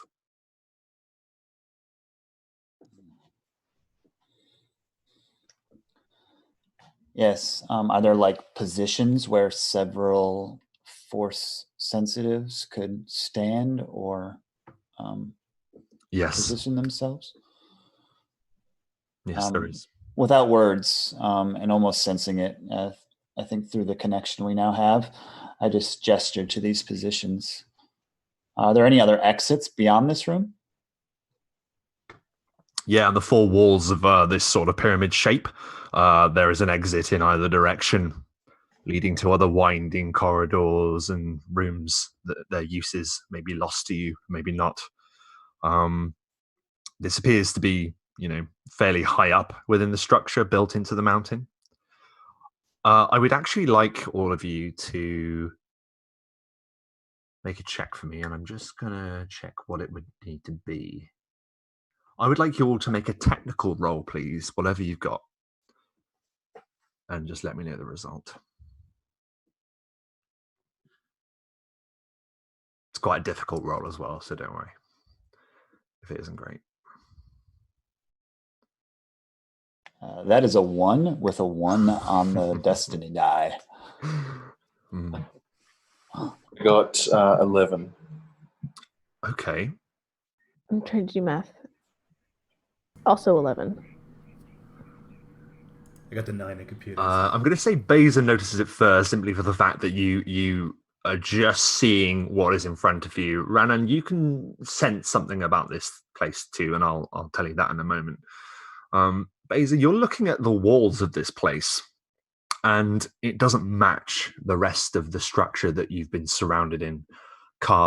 Basic carved, but carved stone. This seems almost like the interior of a ship. And this is portrayed to you, Ranan, by the fact that you can sense and see the traces of power that would have run through this place at one point. Like there are 1,000 naturally built circuits within the walls. A sort of unison, a harmony between technology and life.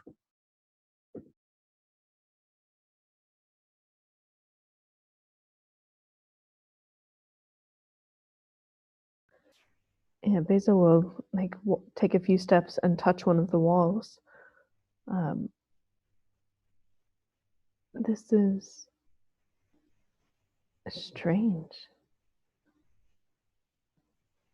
Nothing like I've seen before. As you touch the wall, I'd like you to make a sense check, please, Beza. Ooh.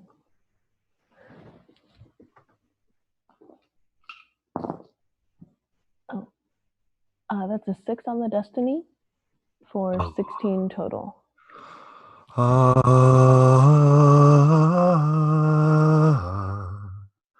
You place your hand upon the wall, and it's like from the point your hand touches the wall that these natural formed circuits begin to sort of spring to life, shedding a very small amount of light into the room. It's like complicated circuit boards meeting the roots of great trees, winding all around you into patterns that are there but are almost impossible to track. And this light sort of builds around the room till it meets this central pillar that hangs down, and there's this glass sort of meditation center, this orb. And there's this gentle, perfectly pitched hum that echoes throughout the room. And it's by doing this, you instantly all feel more of a connection to the planet. All you need to do is reach out for its secrets.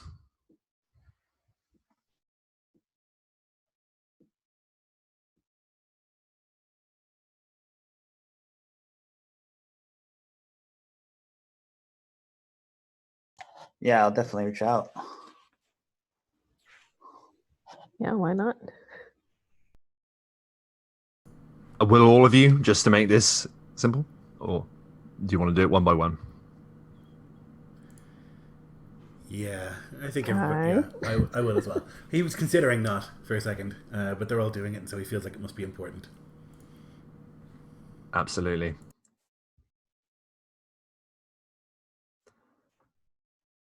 Everything goes dark.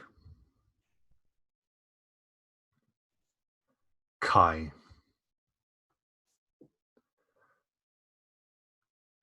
You feel moisture beneath your feet as you take a step forward. Cold breeze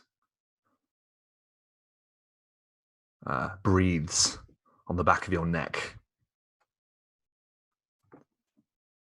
The vast pillars around you that would have been part of this hall have now become the teetering slum towers of Unchinau. The place where you grew up was filled with the groaning footsteps of the masses. But before you now, the streets are empty. All you can hear is a soft breeze that pulls at the trash-covered highway. You see a time while you were uniting the swoop gangs of the planet to overthrow oligarch and first order control. And then you see it. The conflict before you. The laser fires streaking down every street, being narrowly avoided by swoop bikes. Chaos gripping the planet as forces led by you stage a coup. The battle rages through the streets. And your gang, your family almost, that you were a part of and grew up with, are on the front lines, holding back a legion of stormtroopers, while the other gangs that you've united to your cause pincer around them. Do you order your gang to retreat, meaning a much harder fight for the rest of the swoop gangs, continuing the conflict into an unforeseeable future? Or do you make them hold the line to guarantee victory, but at the cost of all of the people that you grew up with? It's a difficult decision. It's he looks and sees these people who are his family and who he spent his whole life with all around, and he can see the blaster fire take one of his friends out, and they fall to the ground, and he feels it in his gut in a way that's almost physical. He doesn't know why that is, but he said many times in the lead up to this that if it takes his life and everyone's life, then it's worth it. And so he commands them to stay and hold the line. And they do. And after great conflict and many deaths, the streets of Unchinau are silent. You stand there alone as once again debris and ash now replace the trash that covers the streets. And you close your eyes and you look into the future. And you can dwell on what you see when we return to you. Thul. You stand aboard the refugee herd ship, Hyde Nora. It has been your home for a long time, moving through the galaxy from one system to the next. Whoever will put up with your presence long enough before you outstay your welcome. You softly step through the artificial farming deck upon this great ship. Upon it, there is synthetic areas that have been built to harbour the growing of crops and the raising of livestock to keep the spirit of Ithor alive upon the vessel. It has been too long since you've been home. The Ithorians seek to tend fauna even throughout the dull slog of seeking asylum across the galaxy. And you see them, two Ithorians before you, arguing. An Ithorian farmer's Uvaruk livestock has gotten through his neighbour's fence. They had stripped his crop bare. The first farmer is happy to pay for the lost crop, but refuses to pay for another fence. Had his neighbour built a stable fence, this would have never happened in the first place, and also, this fence has now caused his animal injury. This will mean he will be unable to afford to pay for a new fence and look after his livestock.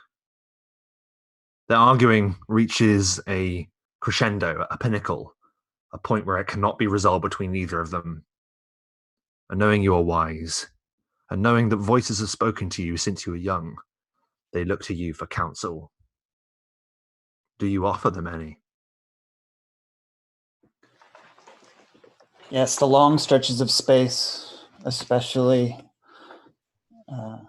during these times when we do not take refuge in orbit above a planet, can grow heavy on my brethren. So step into the argument I shall. And with counsel of saving the relationship that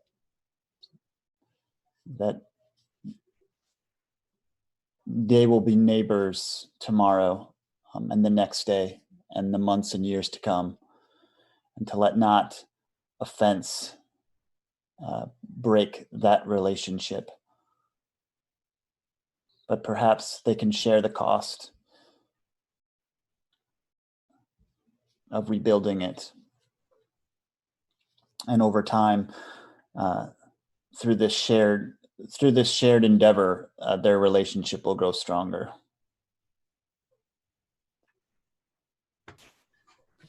And it will not be for the last time that you bring peace and serenity to a turbulent atmosphere. The two Ithorians bow to your wisdom. You speak sense. And all creatures must be given space if they are to flourish. And they agree to your terms. You look out of the viewport, gazing out at the 1,000 stars that wink back at you. And you look into the future. And you can dwell on what you see until we return to you. Beza, you recognize the windows of the Chandrillan Senate. You look at your hands and you note that you are very young and undergoing political tutorship at this time, before you elected to seek out the training of Rey Skywalker. You recognize your childhood friend and classmate, Luna Saris, also a human Chandrillan, who will one day be the senator of this planet. Her tutor, you know, is in charge of the treasury of the planet, and you've just caught Luna hacking into his terminal. You learn that Luna has found a way to cipher funds from Chandrilan taxes with a system loophole she has found. You cannot believe she would risk her future by doing this, and by extension yours, by telling you about it. Neither of you have ever wanted for money, never wanted for anything. But then Luna explains.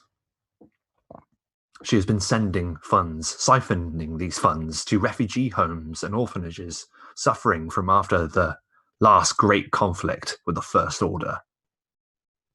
If you report her, the funds will surely be traced and retrieved by Chandrila.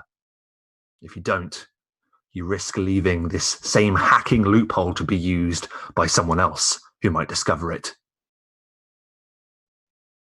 How do you resolve this situation with your childhood friend?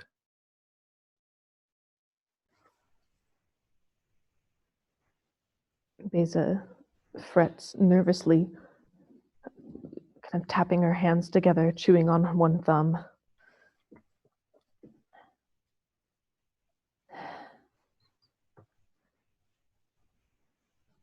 You have to tell them that you found the loop.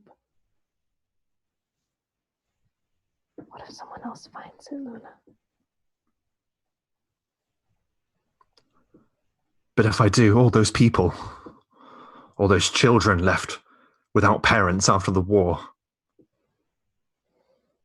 the Senate aren't doing enough. And we may be young, but at least I'm doing something.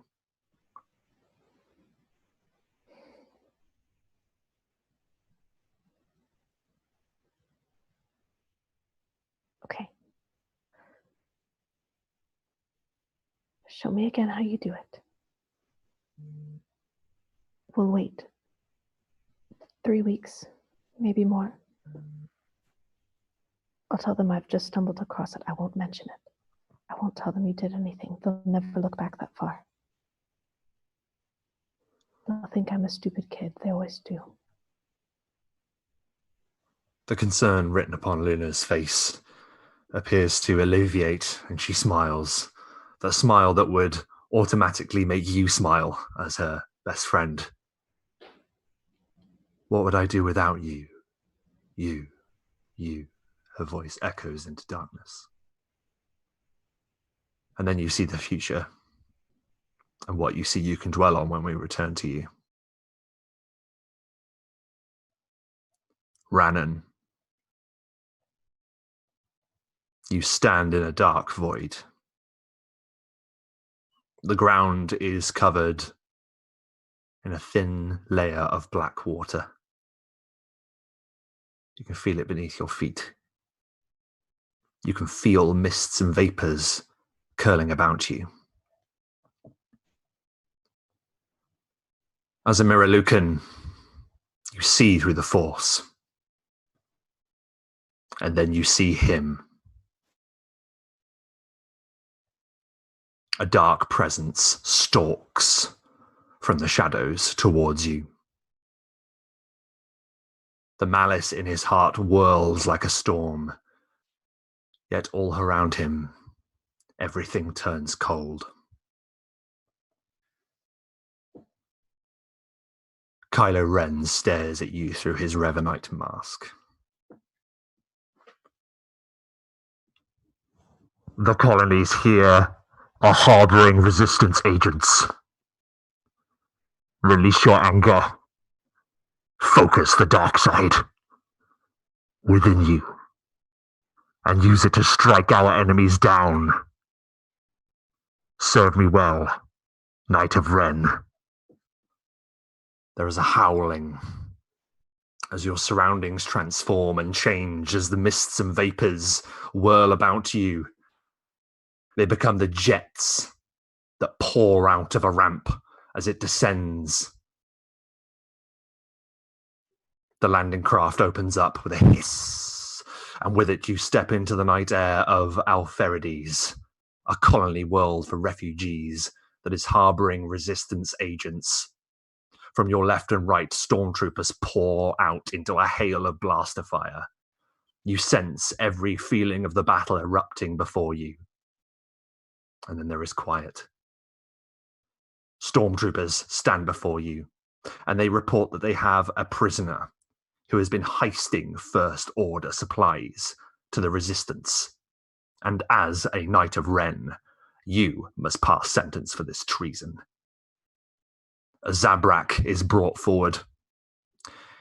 He is not only giving supplies to the Resistance. You learn something that the Stormtroopers do not know. Through the Force, you can see in his mind. He's not just helping the Resistance. He is helping Miralukans escape captivity. And without him, they will never get away from the First Order. They have been hunted keenly for their innate Force-sensitive abilities, their sight that you share. They have been hounded for their powers. As you stand before this treasonous Zabrak, what is your judgment?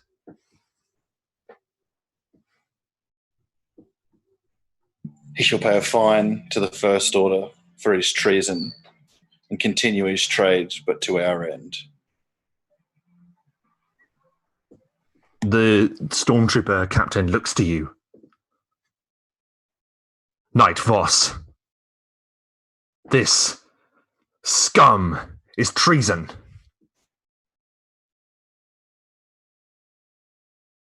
And he shall pay for it and serve the Empire. You can see the Stormtroopers look to each other and then give a nod. One of them brings a knee up hard into the Zabrak's chest. Another punches him in the back of the head, and they drag him off.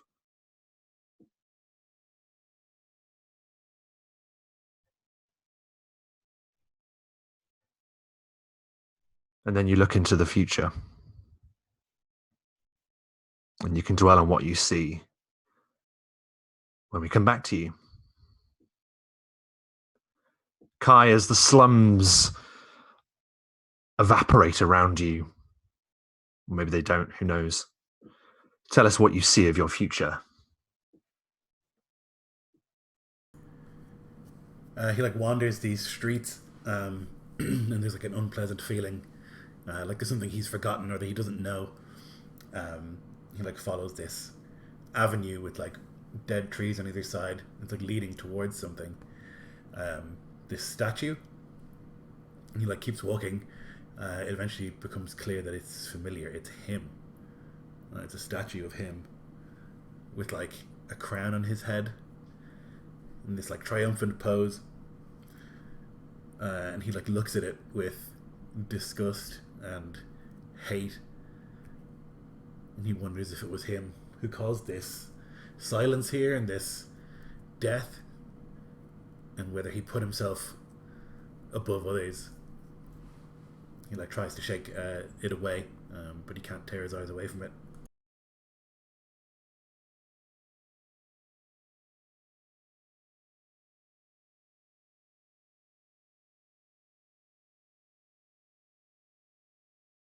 Thul, what do you see?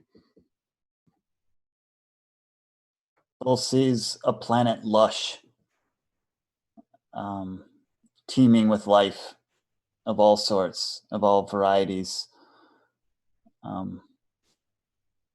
He senses the Force from it, its diversity. But then a fire line on the horizon, it appears dark red and angry. It sweeps over the green, enveloping it, burning it away, leaving only blackness in its wake. He tries to stop it. He tries to cry out, but there's nothing he can do. He sees ships on the horizon. He knows the source. He can only stand motionless in horror as it burns the planet away.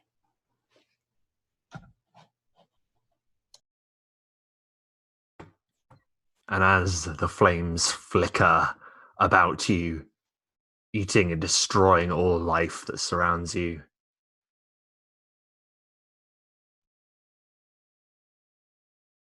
Beza, what do you see?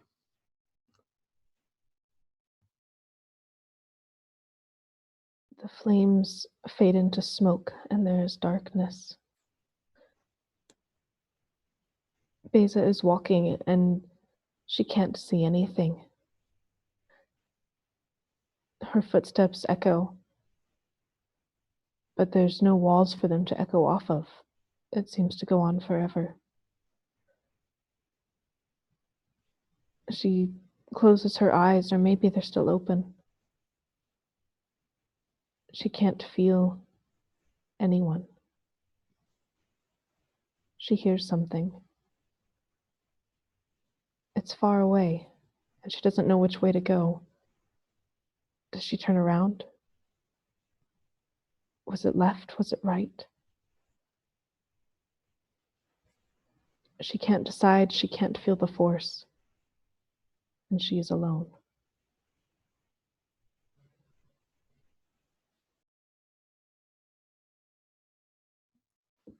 And as alone and solitary in the darkness, it fades around you.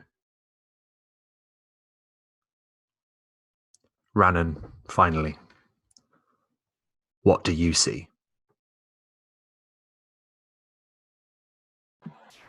Not sure if it's a pair of moons or two planets in converse orbit. A quandary for a time, two red dwarfs with stars. Eventually, she realizes it's eyes framed by a blue shadow watching her back.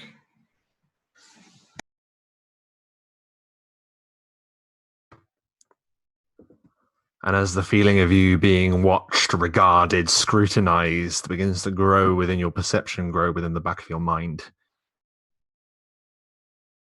all turns to silence. You are all standing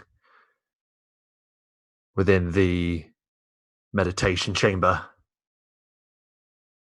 and you are back. If you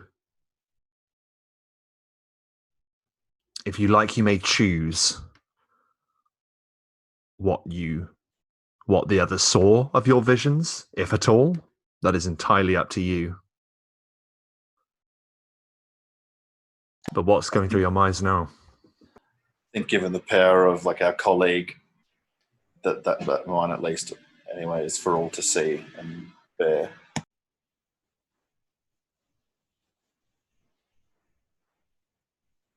I think everyone felt heat. I think it was universally felt.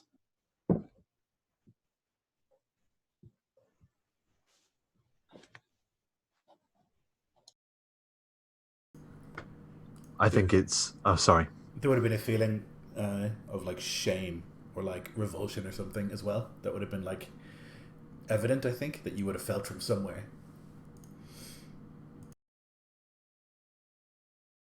And I think perhaps you heard Beza calling out to you,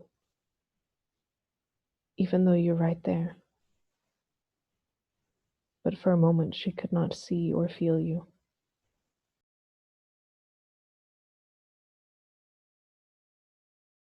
Despite the distress that you may feel from such a visceral experience, all of you can't help but notice that your declaration earlier for freedom and self-determination, the beginning of these new tenets, it nicely accents this, that you are true to each other and that you are open with what you have felt and what you have seen. A feeling comes across you all, Thule, you most of all, for you have taken it upon yourself to truly connect with the life force, the fauna, the of nature of all kind with planets. And you begin to recognize, as all of you gradually do, that Tython, while indifferent to most, has responded to you, all of you. And it would seem like the legends are true. The planet can be tuned. As it whirls, surrounded by its 2 moons, it is apparent to you all that you can tune the planet to differing spectrums of the Force, whether it be blazing with light, shrouded by darkness, or hanging in perfect balance. This will be a great boon to your powers. It's a truth that you will begin to realize.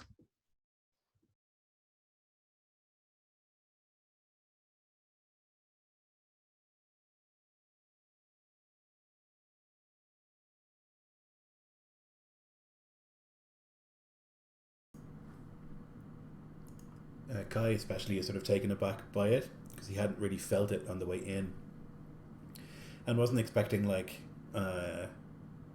to feel so strongly or like connect so strongly and have that vision. And so he sort of like just taking it all in and looking to the others to see what they felt and how they feel, and if he's concerned that he's the only one who had a bad vision, who had like he was tested and failed is what he feels like. And so he's like trying to surreptitiously look at the others and see if, you know, they're looking smiley or proud or something like that.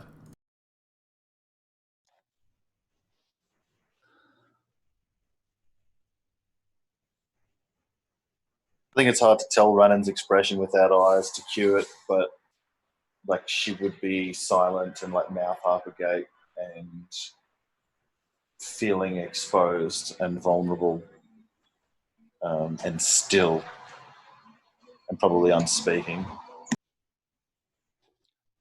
From Thol, you sense fear, a great kind of impending fear of maybe not things destined, but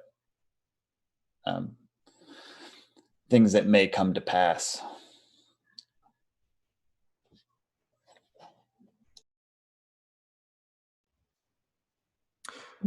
Yeah, Beza also is unsettled, and her fear kind of resonates with Thul's and perhaps radiates to the rest of you as well.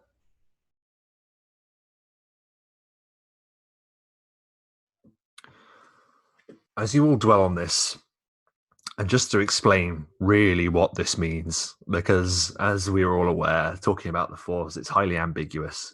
It's all about feeling and instinct. But in essence, what this means is that you can adapt the planet to your training specifications, the atmosphere that you want to cultivate your Jedi Order within. And because of that, it will augment powers that you possess upon the planet. That means it will be easier to reach out across the galaxy with the Force to sense other places within it. It means here you will be able to tap into abilities that would be alien to you otherwise. At that, then, my fear.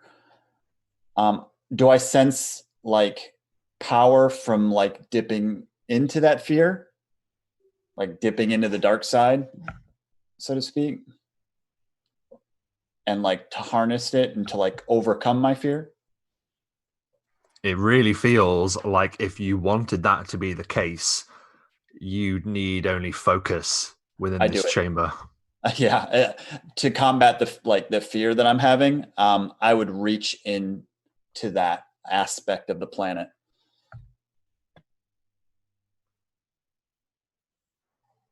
And to like draw strength to like combat that fear.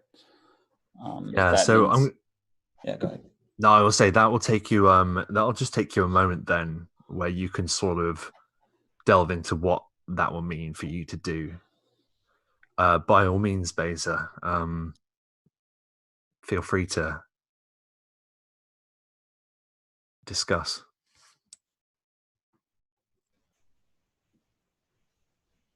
Yeah, I think Beza, similar to Kai, um, is looking and begins to feel Thule taking hold of his sphere. But she kind of shakes her head, confused as to what's just happened. She'll look to Ranan as well. Did you feel something? Like I did. Yes, a reverie, or revenant memories thrown up here at the Nexus.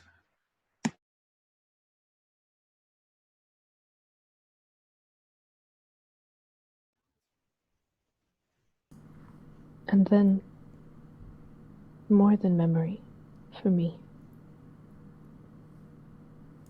Something else. There was a test, or something. I failed. I failed.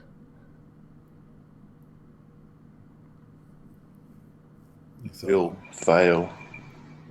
That's how we grow. That's what Master Ray taught us. I saw some future. It was the last thing I wanted.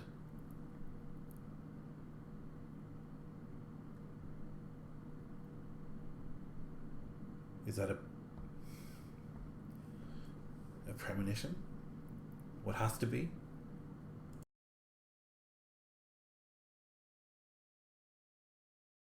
No, don't think I believe so. But fear of a future can hang a shadow wherein there is the dark side. A warning, then, of what could be. Perhaps.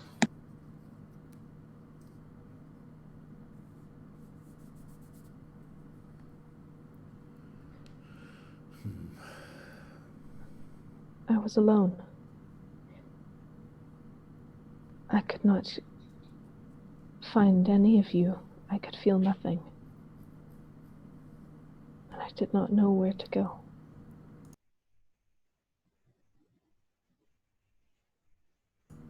You are not alone now, at least.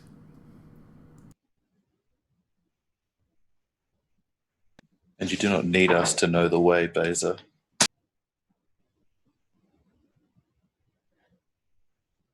Beza offers a weak smile. Ranan always seems more sure of herself than Beza.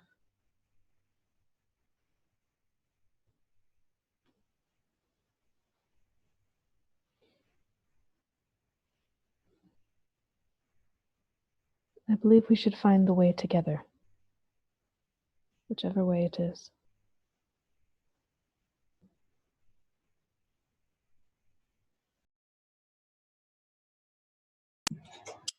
Let us meditate here and then convene at the Nexus, or where the old councils would be held. Define our mandate and our intentions, clarify ourselves and bring unity to this world. That sounds wise. Something to believe in, something to focus on. Some definition.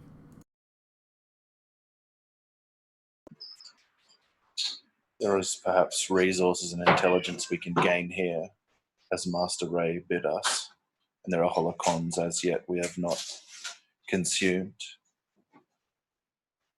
And there is rest here we have not had a time.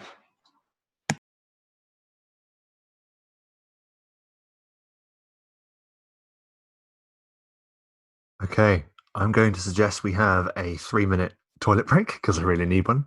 But that'll give us a chance just to think about that for a moment and to consider what we want to do with your remaining time here.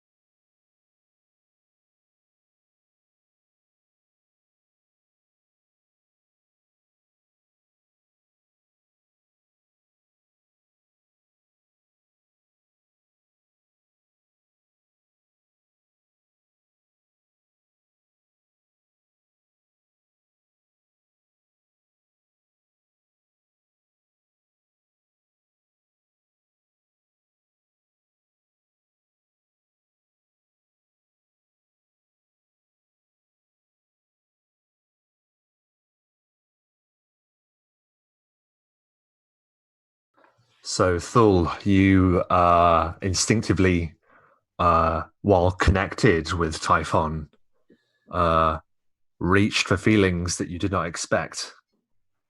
What's happening there?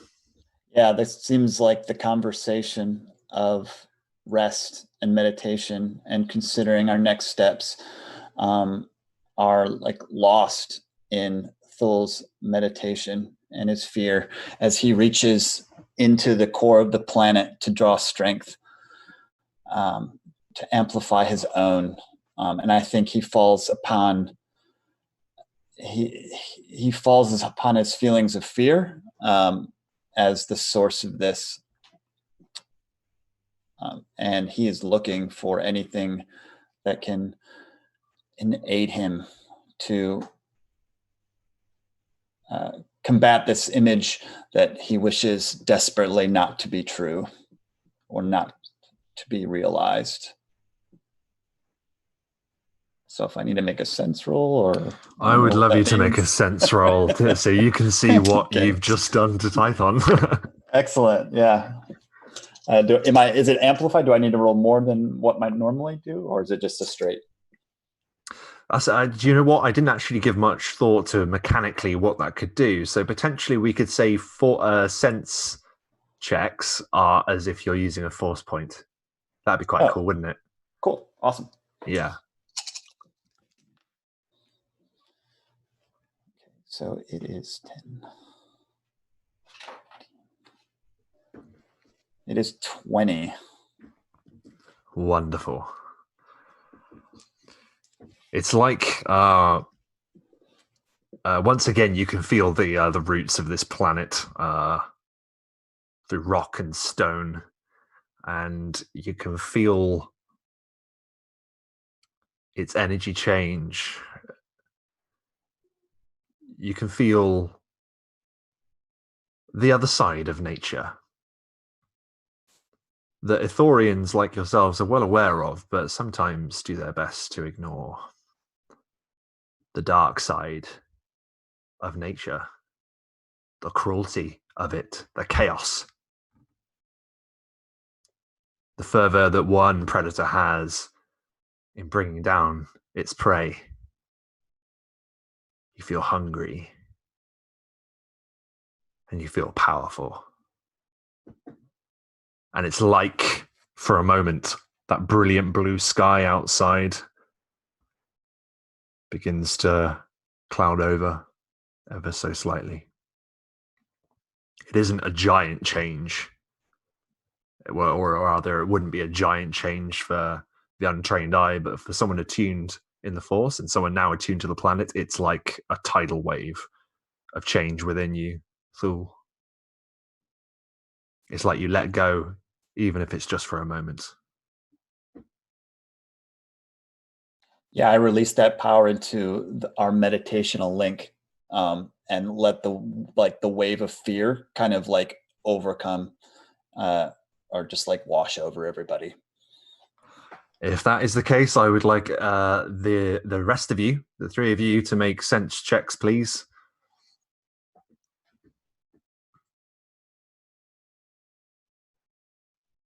And that will be doubled as with using a force point.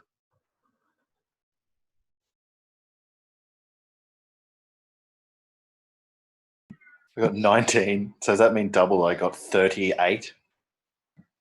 So we're automatically using force point, or we? Oh, I didn't know it was double. Like that's much higher than that. You typically double your dice for this. Oh yeah, that'd be if 40. you're using a force 10. point.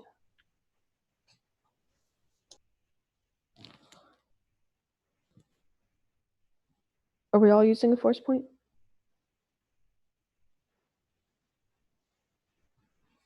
I think thought it was just because it was as if we're if. using a full. Yeah. Oh, okay. Sorry. I need more dice for this.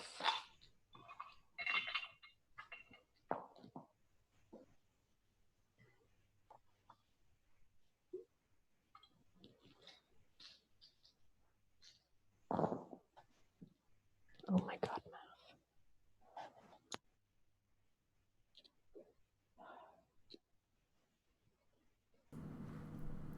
So I end up with 23. 28. Let me double- Okay.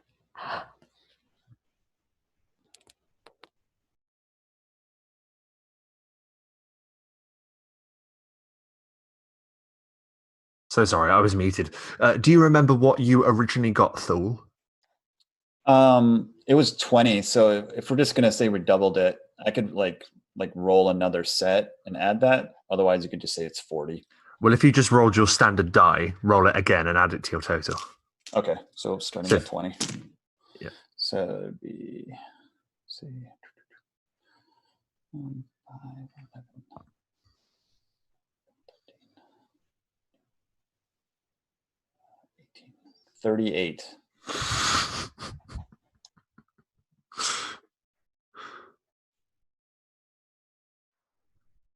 Okay, Nico, do you have your final total? I don't know if I missed it. 38. Oh, all right then. So I'm afraid, Kai and Beza, you feel this connection to the dark side, and I would like you to tell us how it feels and how it manifests with you at this point. We'll start with Beza. It's the dark side, yeah? It is the dark side in the sense of how I was explaining before, like the cruelty of nature, like the indifference of it, the chaos of the tides.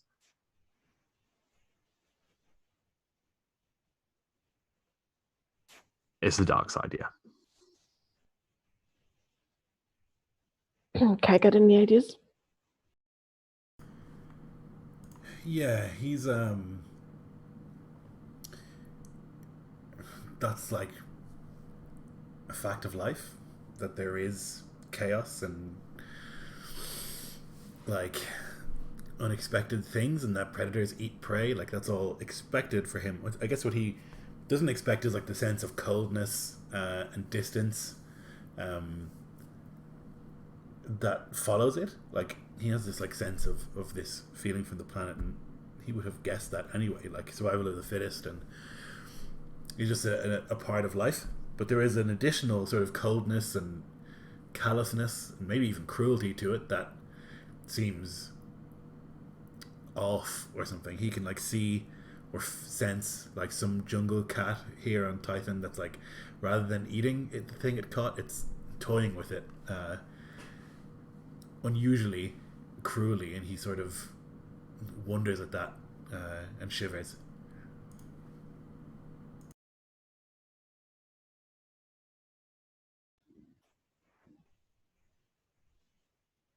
Beza feels a sense of unpredictability,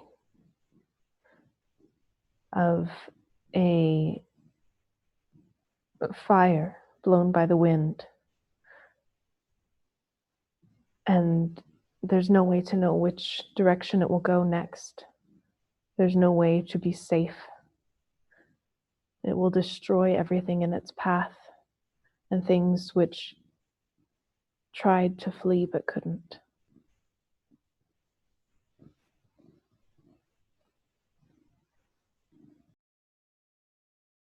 And Rannan, do you resist as you matched it? How do you feel with this this feeling from Thule? I think similar to Kai, like in an acceptant way, like in the way of someone forced young to examine these things, an acceptance of it.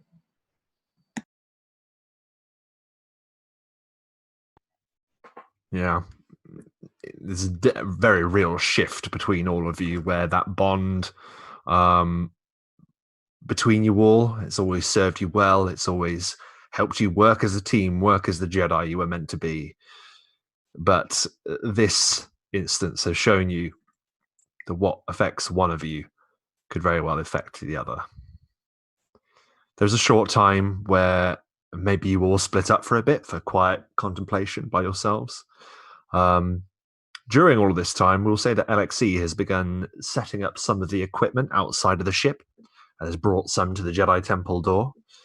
You're able to make a sort of like a shelter and a campsite that you are able to set up your generator. You're able to bring up a galactic map in front of you. You're able to spread out the holocrons, so you're able to order what you have in terms of the library of knowledge and things. And it's at this point that you are free to discuss what your next move will be, and indeed anything you've taken away from your experiences from Tython so far.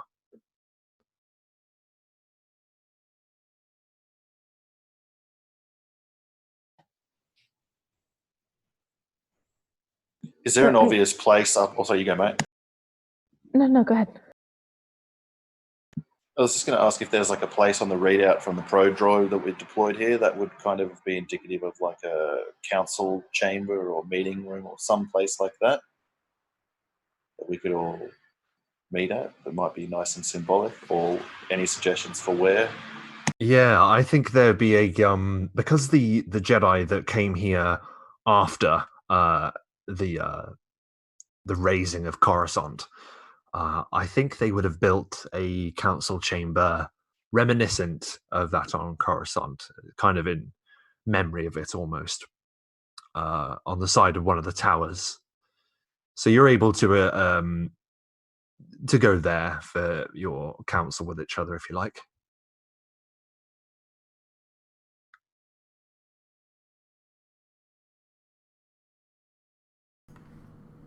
Yeah, I think we need to. Kai would be keen to do something and not dwell too much. He thinks like that's often a problem. If we spend too much time meditating, too much time thinking and overthinking, it can lead to sort of circular thoughts that lead downwards. And so he would be keen to like interact and do something, be active. So he would go to that room.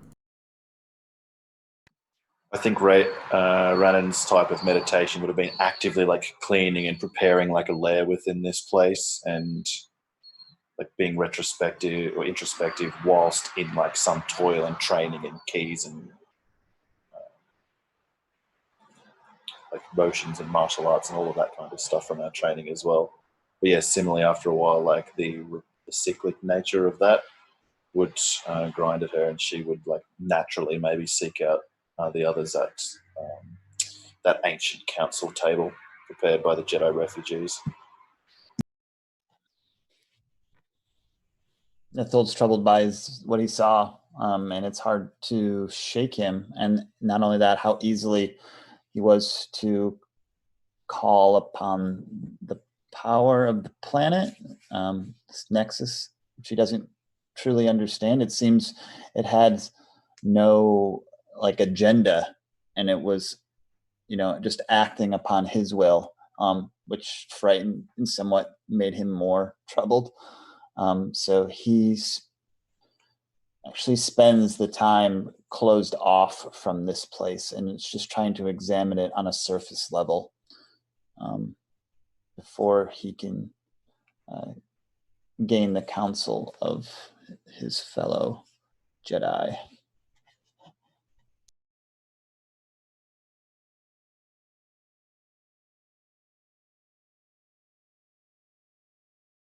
Yeah, I think if Alexei has brought in the different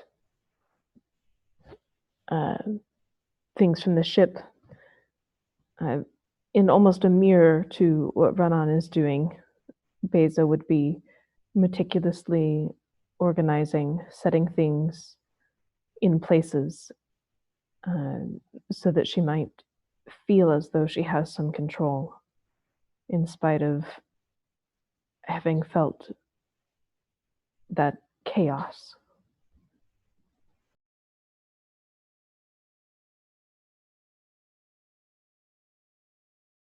Yeah.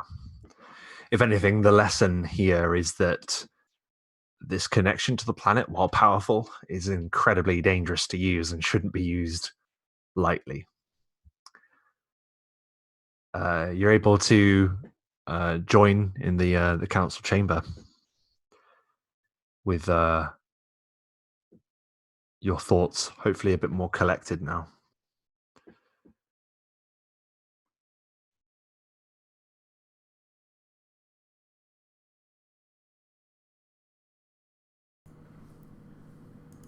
There's a lot we have to discuss, but I think we need some guiding principle, something. And for me, it can't be the code of the Jedi. It doesn't fit with who I am, nor does it fit with what I think the Order should be.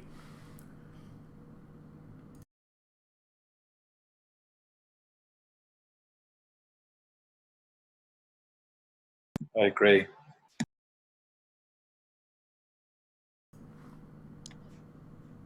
It's time for a new order. Then the question we're faced with is, what are the tenets that we think are important?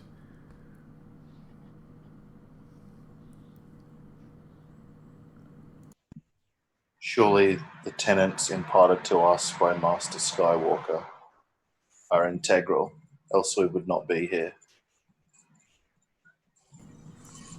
Yeah, Thol nods at that wisdom. We must pass Well, I on don't what know what we have they are. learned. Master Skywalker passed on what she learned to us. So we shall to others.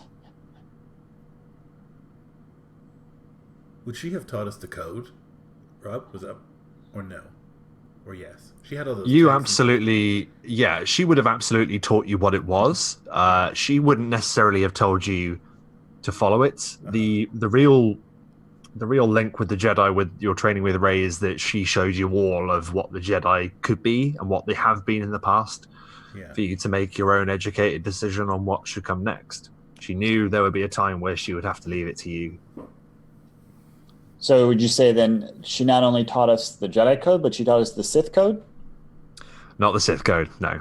But she would have told you that it'd be best for you to consider your actions with generally compassion and for the good of all, really, rather than sticking to a rigid, code. Use them as guidelines to help you find your own way.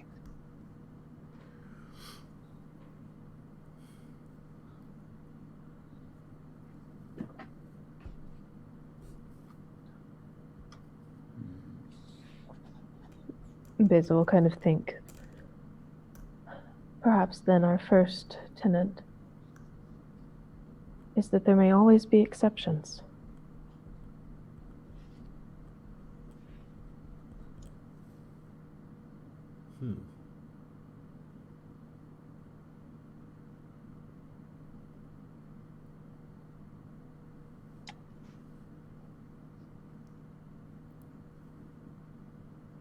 He looked at the others.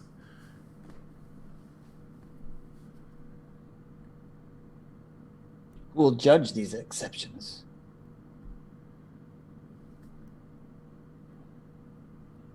Certainly we will judge them, will we not?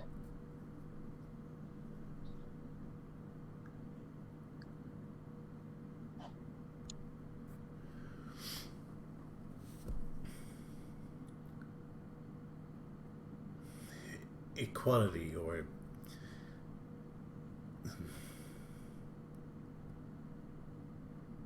not.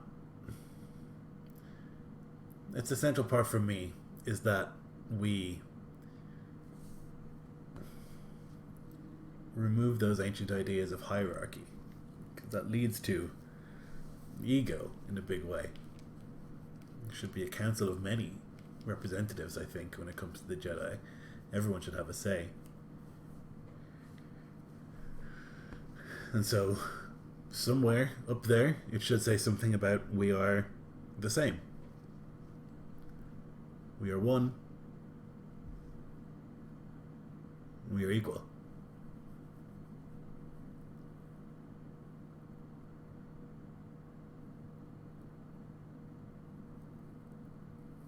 The Force is one.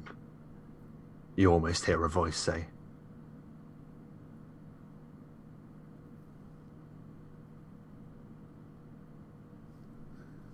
Another thing that's important to me, and I am waiting for you to tell me what you think is important, he'll say, sort of looking around at them and at the silence. But it's also important to me that emotion is accepted and love is accepted, and enthusiasm and anger and all of these things are a part of our practice.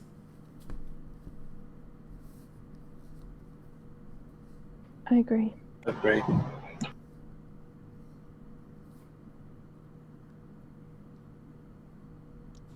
I do not agree that we are the will of the Force manifest.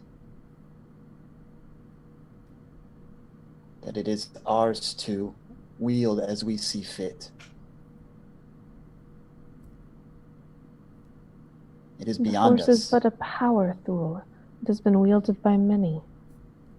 Yes. It has Does it no not? agency. You know this. How do you know this? How would you worship it as a god?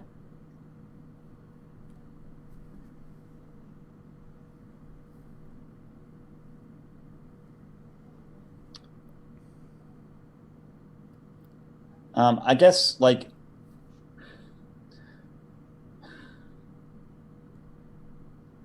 it's not wrong to have differing philosophies about like what we think the Force is. No, and I think there are religions about it as well. Right, plenty of them. Oh yeah, for sure. Okay. It's also good that there is like a difference of opinion on it, because then it means that all decisions made are questioned, you know? Mm-hmm. Yeah, Thul says, it does have a will. It speaks to me. It guides me. If anything, I am a servant of it.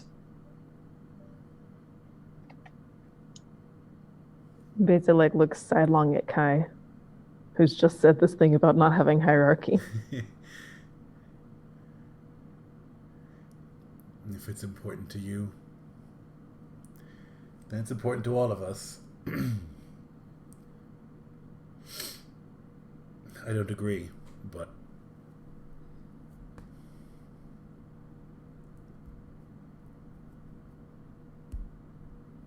do you want to put it in the code? This new code?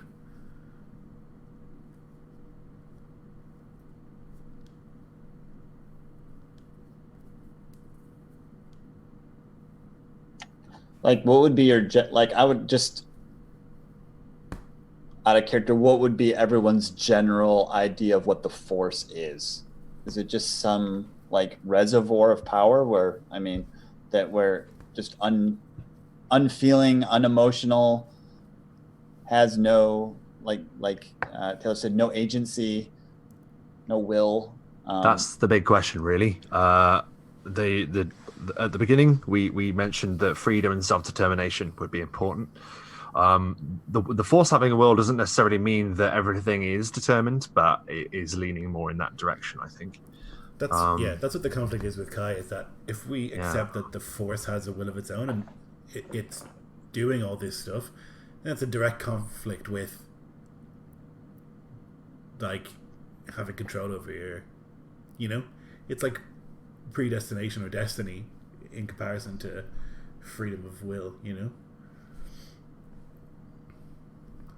I suppose that is what you'll have to examine then, whether or not will your decisions be able to temper the will of the Force. Will your decisions and actions affect it? Maybe we could say something like with the Force we listen, and like through ourselves we act, or something, Yeah. That like we can listen, and those who think that there is a voice there or like some will there can like make those arguments in the same way those who think there isn't can make arguments, and we'll come to a decision like rationally. Yeah, like the will of the Force can be listened to and the will of the Force must be judged. Yeah. I see. Okay, yeah. I agree with that. That it can be weighed against everything else we know. Yeah. Mm-hmm. I think the concern for Kai would be that we like accept it as like Bezat said, like a god, and then it's like you just do what it says, and that seems insane to him, or impossible to him. Yeah, but I don't think like so I struggled about thinking about that, since our last game, that like, well, how is like the edicts of the will, or the will of the force, how does it communicate to the users? I feel it's not concrete. It's not like do this or do that. It's just like a feeling of what's right and wrong. But I think I think even those forces are like opposed. So like the Sith are getting opposing feelings than like the Jedi would for Yeah. like an ultimate end that no one understands. Yeah, it feels to me like weird, like Viking weird, like Destiny, where like everything that happens, you can look back and say, oh yeah, that was Destiny that did that, whether it's real force or not, like whether it has a will or not. It's easy to like look at it and say, this is the will of the force. Yeah. Yeah. Okay. So I think Phil would agree that we're always, meditating and consulting like what we think is right, and then bringing that to to the judgment, like a judgment table, whatever we want to call that. And does that mean everyone's the judge? Like we're all the arbiters? Yeah, but in a hierarchicalist panel. That's where about like it's fine when there's just 4 of us. I mean, but like even now we struggle. But like imagine if there's 20, 40. Yeah. So I guess Kai would say we should all have a say. We should all decide together. And if there are more of us, then we decide together. And if there's so many of us that we can't fit in one room, then people vote, and their representatives decide and argue. Should be the case. He would go into like how slow bureaucracy works, and then like I think that contradicts like your will to act decisively. Yes. Like it does. Decentralized is slow. Yes, but also means no hierarchy. Like he's not super reasonable. He wants both things, Yeah. I think an interesting thing as well, and I mean, the way I interpret it, and you can take this or leave it. In terms of judging the will of the Force, I think that is the best way to go about it, because I think, despite you thinking, the Force has a will or whatever, to my mind, the important thing has always been what you do with the information it gives you. Yeah. Like, the Force tells Luke that he has to go and face Darth Vader. Only then will he become a Jedi Knight. He still has to make the decision to go and face his father. He still has to find the courage to go up against him. So I think it's more like it gives you a feeling of what could happen, and only you can make those events roll into place after you consider whether or not it's wise to take that course of action or not. Yeah. So does that mean you're going to be feeding us the will of the Force? I already have been feeding the will of the Force. No, I mean, yeah, in a sense, for sure. Yeah, definitely. I mean, because I'm going to start asking, like, please do. Are they bad? I mean, should we stop them decisively, or should we act now, or in 10 years, or? Yeah, I guess the thing is, like, the Force always gives an answer that's like yes and no, wheel and woe, always. It's never like black and white, and that's why. And also, it can give an answer, and all 4 of us will find a different meaning in it. So that's why Kai would be so keen to like temper that with, we make a decision here, like in reality, after we consult it. Yeah, because with the Force is into interpretation, but your opinions on events and things happening around you is entirely like experienced and by you as living creatures. Your opinion has to matter for your freedom and self-determination thing to work. So I think your counsel really is reading what the Force is telling you, and then you acting in the way that you feel best suits your own morals and obligations and things like that. Are we in all agreement that we can change these? They're not set in stone. That like the Force, it flows. That these flow also. That would be, I think, a really important thing to put in here, that this code is like a guide. Malleable. Yes, and as the order changes, so will it. And the way that we run things and the, yeah, definitely malleable.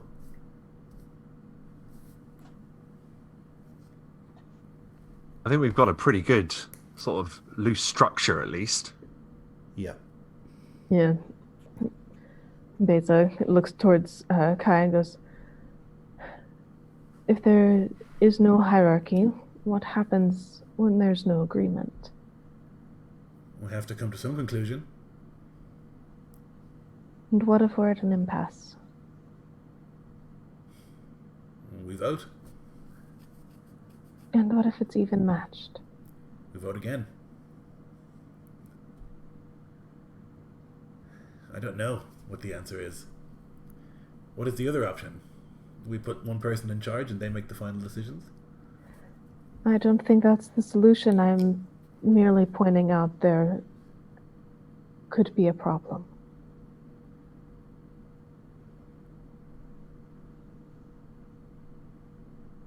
Better to address it now than when we reach it and emotions are higher. It's true. I just don't know what the answer is for that question.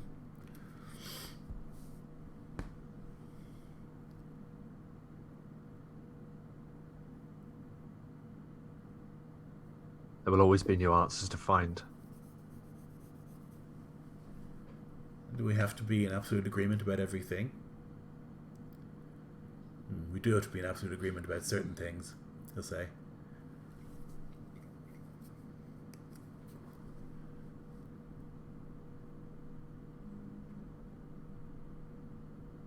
Perhaps majority is enough for others.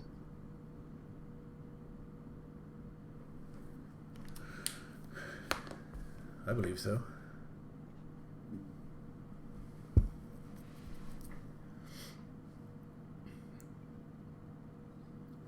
What about justice? Protecting the oppressed, fighting oppressors.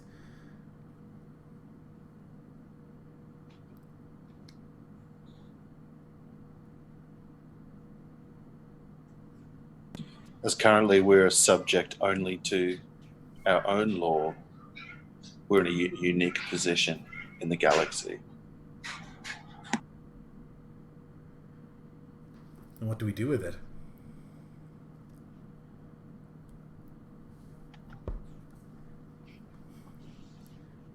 So far, we've followed the law of instinct and relied on Master Skywalker's counsel.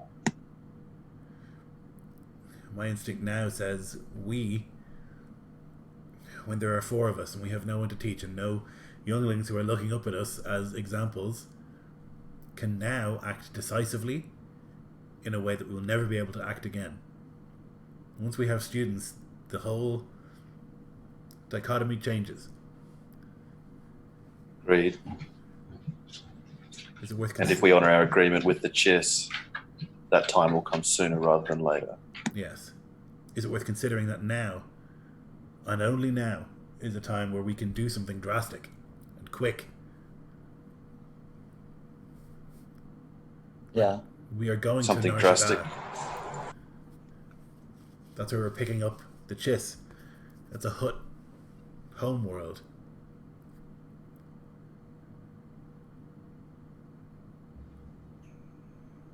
We will be there anyway. And what would you do? Do you have in mind? Send a message, inform them of the rights of all people, see if they accept it. If they do not, we'll be in Nar Shaddaa, and we follow up our message with action.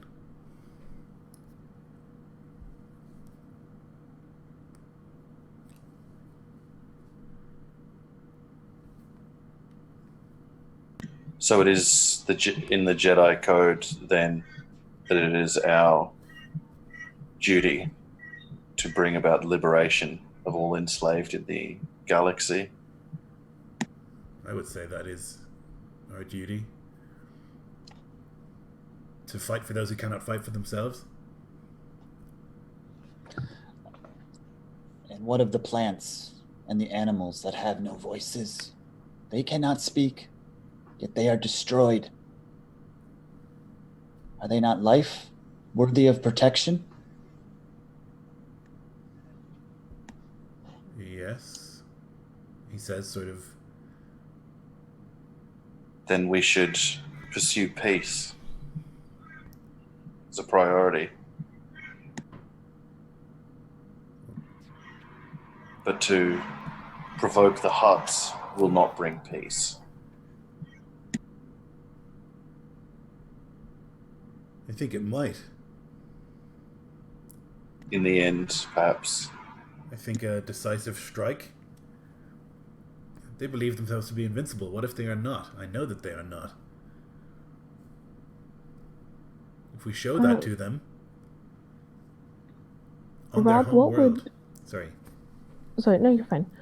Rob, what would my character know of the reach of the Hutts and like how widespread some of these things are beyond like the single planets they're on? The frightening thing about the Hutts is that you never realize how far the Hutts can reach until it's too late. There's always someone that will do something for someone else if enough credits are pressed into their palm. The Hut's reach across the galaxy is infinite, right? Like fairly infinite. The only place that you'd really be safe is either in isolation like this, or it may be even the heart of the New Republic. But even then, they could get to you. But they believe themselves to be invincible. They believe that no one would ever strike against them because of this exact reason.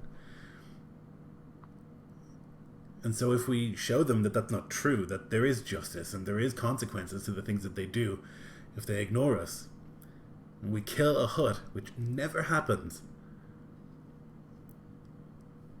or we kill 5 of them, or we kill the council of them, it sends a message, a powerful message, that our will is backed by actions. And then our actions would be backed by a bounty on our heads. I do not fear a bounty hunter.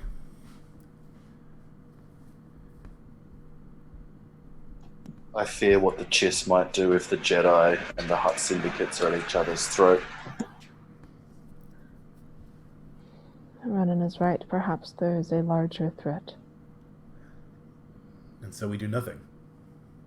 Did we not come to this planet to gain strength? We are saplings still. Let our roots drink the power of this planet. We are We will mighty. gain agree. further wisdom. We're not saplings, we're incredibly powerful in the Force. More so than any other being in the galaxy, except for Master Skywalker. Her fate is unknown. Is your victory secured? Do you see yourself in triumph? Can you call yourself amongst those in the gallery and for which we entered? Not yet.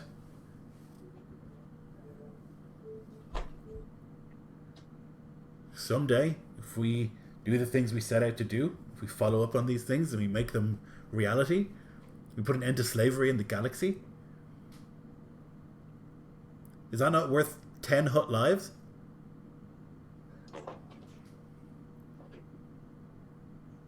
It is. And he says it with like a sincerity that he would definitely trade it. Like the end of slavery for 5 Hutts? Absolutely. But he just is unknowing. Like you say it with such certainty that it is. I only see darkness in that path. Maybe your eyes are clear in this way, Kai, but Is it not worth my life or yours? Is it not worth our fall to clear this from the galaxy? individually we are meaningless. No, we are part of something greater now, and if we can make massive change at the cost of our own purity, that seems worth it to me. And Kai, it is not about not doing this ever. It is about choosing which obstacles to face first. The Chiss are an immediate, present threat. A new threat. Slavery has been around for a long time. And we can change that. But there's something else which I believe requires our attention first.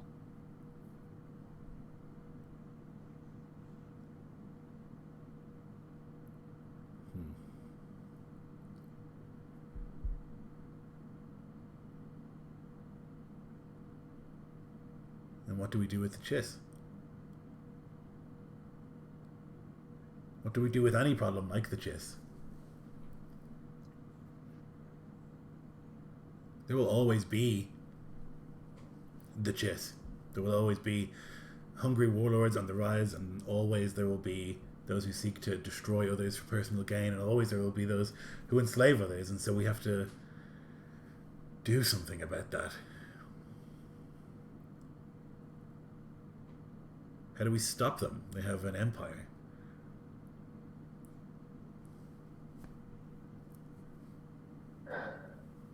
The last empires have been destroyed by the killing of the emperor.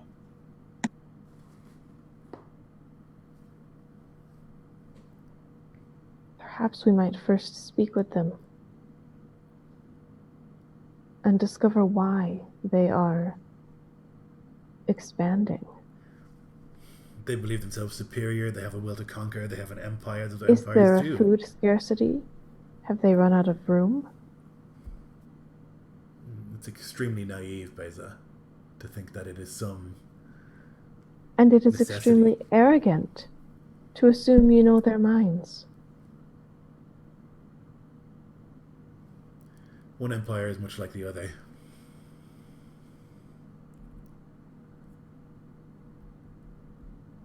To all things there are exceptions.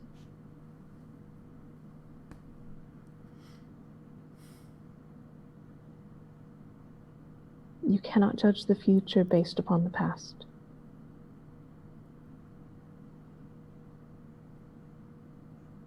We would risk much facing both the Chiss and the Hutts at the same time. You say we are not saplings, but there is only 4 of us, the last remaining Jedi in the galaxy. The fate of Master Skywalker unknown. If we fall, who will take our place?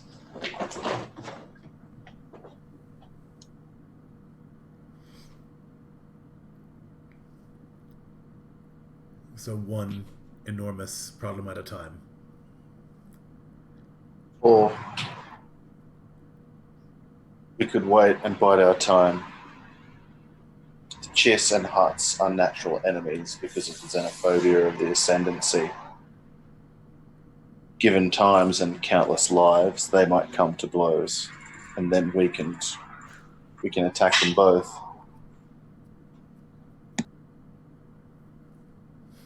We could lay the groundwork when we're in Nar Shaddaa. Speak with the Hutts, tell them of the Chiss and their xenophobia and their extreme strictness, the rigidity of their society, that they will not tolerate Hutt business. It sits ill with me to sow discord, Between our enemies? even to the Hutts. And so we must be honest with our enemies as well. I merely voiced my own objection. If we cannot defeat the Chiss or the Hutts, they can certainly defeat each other. We need only fan those flames and do the same with the Black Sun and the Crimson Dawn and every criminal organization.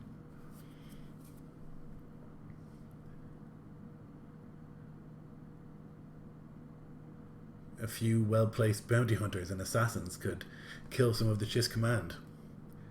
Or strikes. No. Kai.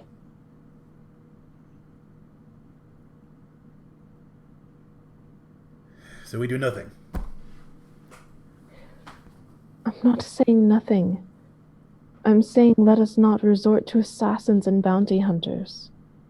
We are not We resorting must to find them. our own path. We are not resorting to them. The Huts are, and the Black Sun are. It's a natural product of the war that they will fight.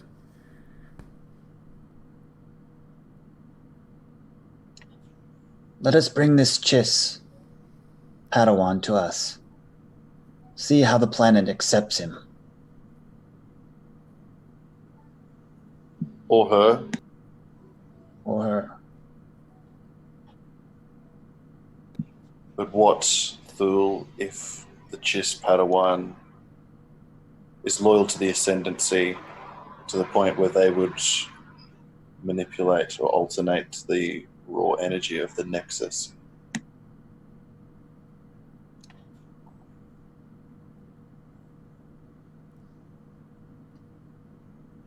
That is a danger that I have not fully considered. We do not show them. We do not show them the inside, the Nexus. We confine them to certain parts of the planet. It is huge, a whole planet. We don't have to be here.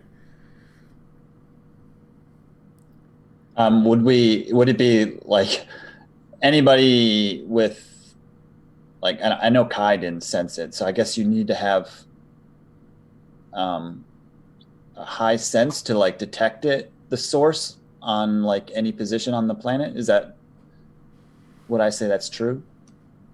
Yeah, the number of checks that I've asked you to do throughout the session was mainly so you could determine. Well, you knew roughly where it was going to be with the temple, but in terms of the nature of it and what the secret of Tython is, the fact that you can tune it to the Force, that's something that is harder to work out. It wasn't an easy thing that you achieved today. Okay. And you could indeed go to a different part of Tython. It is a large planet. We could build a base somewhere far away from here, the other side of the planet. That is where we have based ourselves. They have no reason to come here, nor will they be allowed to leave our presence. Or remove the danger of them. And he just points vaguely in direction of the thing and shrugs.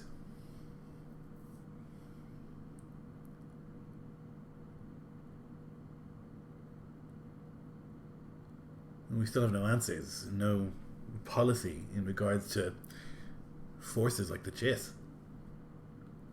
We are to be patient.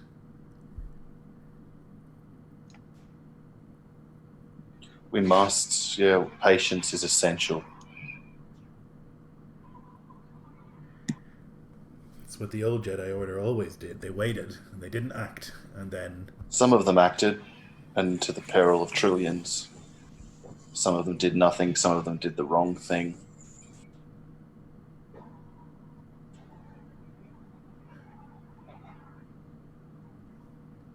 And I think this...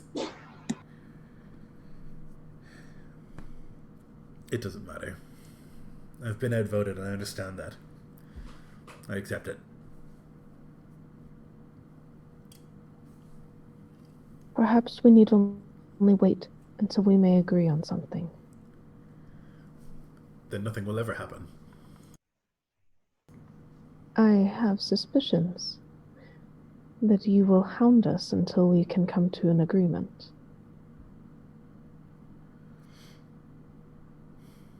Did you not feel the peace of this planet, Kai, when you arrived? Or are you restless that you wish to act? I wish to act. Of course I wish to act. There are trillions in chains. There is an empire coming. Would you not agree that our success would be based on gathering more information? An interesting proposition, Thule.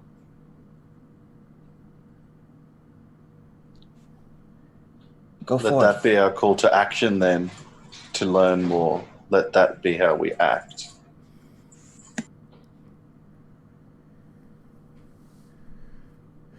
I accept.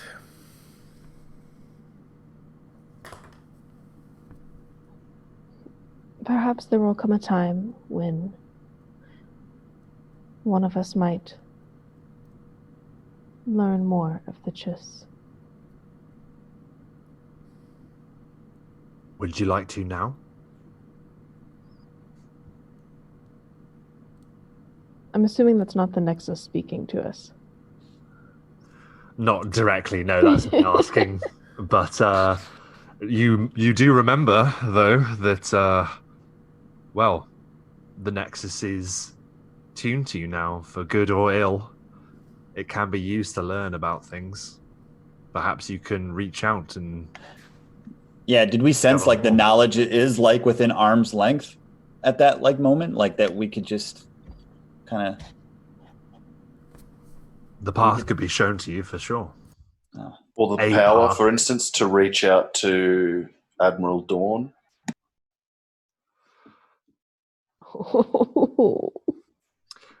I mean, from your being in the vicinity of her, you did not detect any force sensitives aboard the ship, so you would just be. You could, by all means, if you want to, just speak in her mind. But there's also this initiate to consider. You've already decided that this Chiss is going to be a way that you learn more about the Chiss's intentions. Yeah, but that was before I knew that I had a nexus of power which could amplify my own like force. I'm trying to think because I agree fundamentally with what Kai is saying about preemptive striking against the Chiss. I don't agree with that. It's just that I don't agree with doing it now because militarily there's not too much we can do. But they just shoot our ship down, or like whatever, shoot our planet or shoot our solar system, whatever. Yeah. But if we could reach out with the force, we could just cripple them. We would just kill them all with the force rather than waging war with the Republic and the Hearts. You only have to kill like 10 of them before they get the message, right? Like from across the galaxy or whatever. Freak them out. I think you'll have to kill a lot more than 10. Well, I mean, like if you're the admiral of a ship and you like your head explodes, right? And then there's a warning of like leave this place or this will keep happening to you, and then you're like no fucking way, we have 100 ships, and then it happens again. Like at what point have you lost enough admirals that you're like we're going home? I mean, do we have the Death Note? Is that what we have here? But you know what I mean, like ostensibly like it's possible to just like reach into the force and like crush someone's heart or whatever, you know. If we were I'm wondering if we could reach into the admiral's mind and know everything about this force sensitive because that they have, or this candidate, and we can learn information through her, you know. Yeah, the Nexus, like I mentioned before, like with sense checks, that's why you get the bonus of sense checks. You'll be able to reach out with the force and read people and that kind of thing. I mean, there's nothing to stop you from trying to reach out with the force and kill someone from across the galaxy, I guess. I've got an excellent altar. I'd like to try and reach out and alter her ship. I mean, it might be possible. I mean, okay. Then I'll go to Kai after this meeting and say, I'll propose that very thing. And I'll say as much. I agree with the principle and logic that the Chiss should be proactively struck. I feared when we made our concord with them that we do not have such a weapon. Now we may. Let's try. Is the power amplified by our like together? I was gonna say, is it like if we're all together, does it increase it? Did I sense aid? That? Yeah, aid. It will act as an aid, so you add a die for whoever else is helping. In that case, it would have to be one of you would have to be selected to make the roll. The rest of you award a dice each to the person doing it. I have 4 alter. I would not feel comfortable like doing that without the other two being notified. But just so you're aware, it's only sense checks in which you are able to double your die as if you're using a force point. Oh, yeah. But I can use my own dice to double this, right? Yeah, sure. Yes. If you want. I've got Go 4 big or go alter. home. I don't know if anyone has more than that. I think I might. 4? Yeah, I have 4 alter. Yeah. I have a 5 alter. I have 5 in everything. Yeah, but you're not. Yeah, I have you're not 5 gonna kill alter. someone from across the galaxy. God. I have 5 altar. Okay, you don't want me rolling. I'll aid. The thing is, okay, well then it should be you, Renan, because you're willing to do it. The thing is, I don't think Thule is going to reach across the galaxy and like crush someone's heart. You know? No, but I would reach across the galaxy and instill fear. Like I could say, listen, I can reach you from here. You can see that we are not communicating through some type of hologram, but I am speaking to you now in your mind. Yeah, I'm not so much interested in reaching out to like parlay with them. I just want to reach out to see if I can destroy their flagship with the Force. Let me explain how we can do this. Sounds like crazy Important talk. question first. Are you reaching out to see if you can destroy their flagship, or are you reaching out to destroy their Both. flagship? Like B is predicated on A, but no, there is no C of parlay with them. Like I just want to see if we can just outright destroy them, because Even I don't want to small parlay ship. with them and break the concord we made with them about Padawan. Yeah. I also agree with Kai about that we can learn from them as much as they can learn from us. Yeah. I think also making some sort of link will, like, it's possible that they'll go, Titan, you know? As opposed to if we, like, explode their brain, they're not going to go, Titan, they're going to go splat, you know? But so for what I know of Tython is that all of the trails were lost. We found it because we had the holocron. Even so, like, they don't have a clue where we are now, and that would be a clue. But they don't have force. They don't have any. They're not force sensitive. How could they backtrack us through the force? That would be the only way. Or they find someone in the galaxy to bring them here, and they have the name of the place. You know, currently they don't have any. Oh, if they bring them here, they can bring their whole fleet here, please. Like, I just think that is actually ideal for us. If they do the work of engaging for us, all the better. I don't know that we want to give them our location, you know? I'm happy to give them our location if it gives us a shot at taking their fleet out.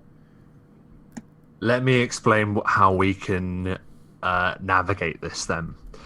You will be able to use your sense checks, which will be augmented by the Nexus, for you to be able to see if you can locate the Chiss, in particular the Moonshadow. You then can attempt to use the Force to try and destroy the ship or kill Admiral Dawn with the Force from that great distance. I will say that will be insanely difficult to do, but it's on the table, and put it this way, the stronger you get, the more that will probably be an option in the future. So that's where I'm happy to lay it out, if that's all right. With you.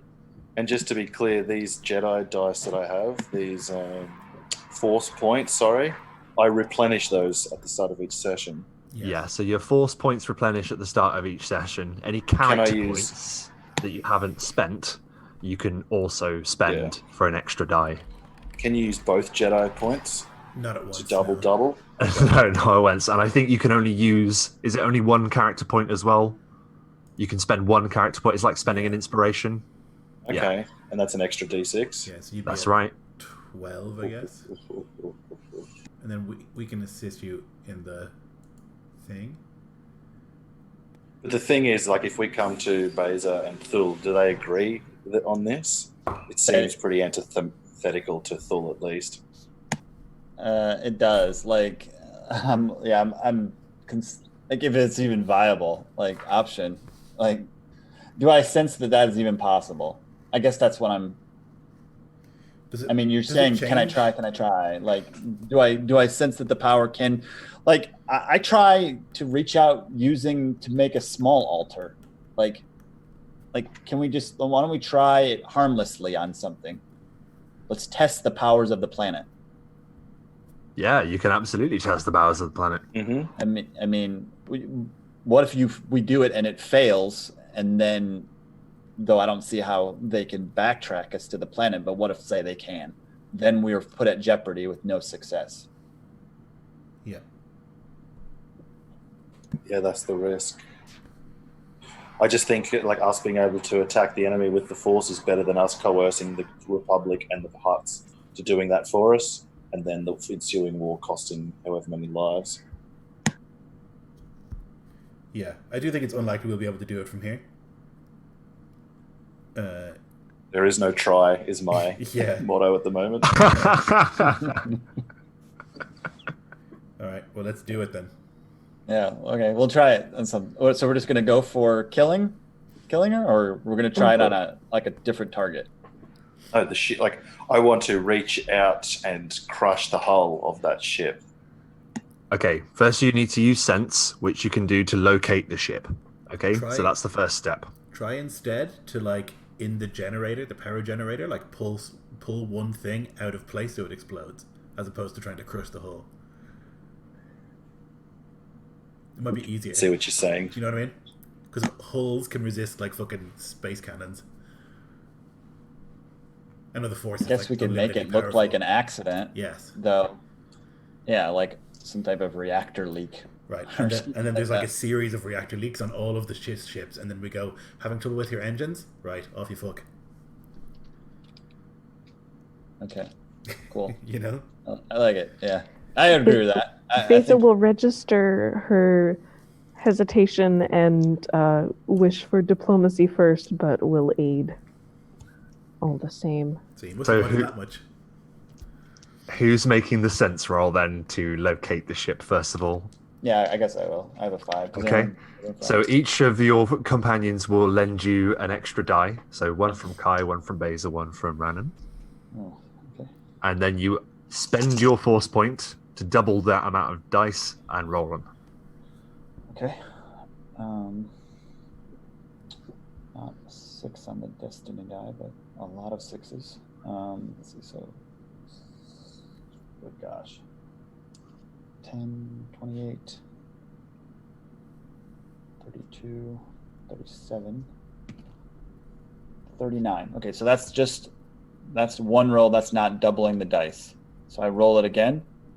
Yeah. So you get your total from that and roll that. You roll double that dice. So yeah, if you've only rolled half of what you're supposed to be rolling, roll the other half. Yeah, sure. Okay. So it's at 39 already. Yeah. All right, so it'd be 8, 13, 14, 19, 22, 22 plus 39, 61. 61. Does that beat your DC? Yeah. The smell of it being 50. Oh. So, Thule, what is it? Tell us what it's like first of all when you link back into the planet to locate the ship. Yeah, Overwell. It's like a power he has never experienced before. Like I think time slows down for him in a manner like that. He can see like a bird like completely stop in flight. I think he senses all the life forms on the planet too, or maybe I'm not sure. But like at a very minute level. And then like a lens, he kind of like shoots it across the space towards his intended target, the Moonshadow. And the as if he's like zooming in quickly, I think he sees the ship like in his mind's eye, like it's like quickly expanded into view. And then like delve deeper into the ship and into the life forms that exist there to wherever. Like I think someone's probably feeding him technical data, like what he's looking for exactly, because he doesn't know. Like, well, I can make this very simple for you. It's like you're retracing the steps of a path well trodden. Your mind reaches out along the vector that you had used to arrive here in the edict, channeling your focus across the void of the galaxy, past Taris, right back to Ruusan, where the Moonshadow remains in orbit. Yeah, once he has that in his mind, he kind of holds it in place for Rannan's manipulations.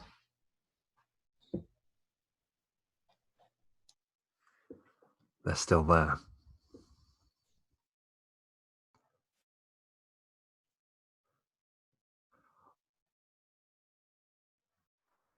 Well, I mean, you don't just to say if they might not be fucking with the planet, they just haven't moved. Yeah, I mean that would be. I mean, you would feel that powerfully. I guess because we're linked really powerfully at the moment. Like from Kai, this sense of like betrayal again, expected. Like they never keep their word. Like first it was at the temple, and now they haven't left, and like you can't trust these Chiss. They just out for themselves.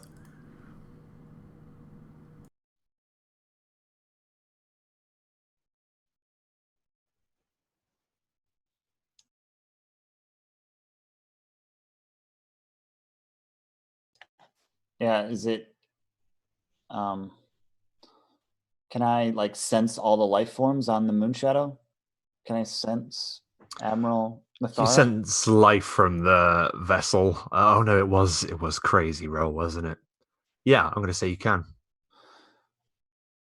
Yeah, can I like read her mind? Can I read her thoughts? Is that possible?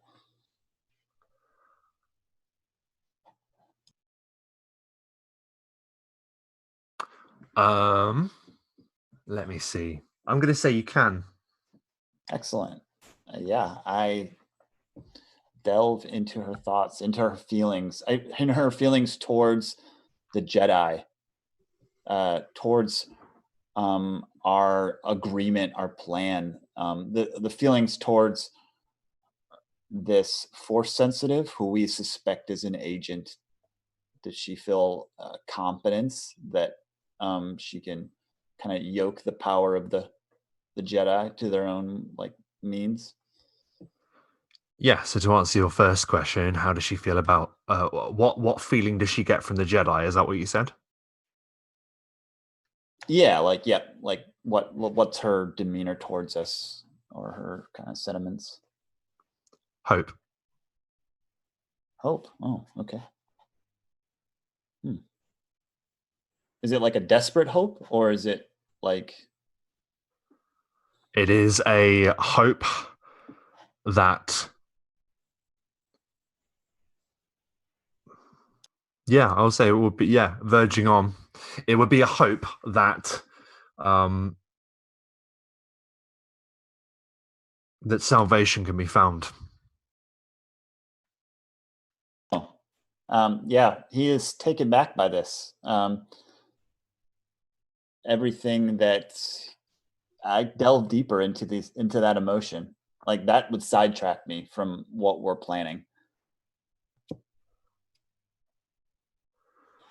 Yeah, I mean, I'm only going to give you trace amounts, but what you do detect, and this isn't me trying to pull a fast one or whatever, and deny you this knowledge because I believe, after all this, it's deserved.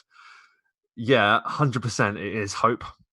You can see that there, and you dwell once again on the words that you'd shared when speaking with her over the hologram. And you really sense that the fact that she was able to barter an agreement with Jedi to help train one of their people to help them with their connection with the Force has filled her with genuine hope that she might, that her people might be helped by, for sure. Can I sense like her memories? Like, I delve into her past, like of the journey of the Moonshadow to this place and time, and for what purpose? Are they driven by more than what we think they're driven by, like just conquest and kind of xenophobia? Or From her, I can't speak for the entire Chiss ascendancy, but from her, she has been driven by a ticking clock. And that's all you can ascertain.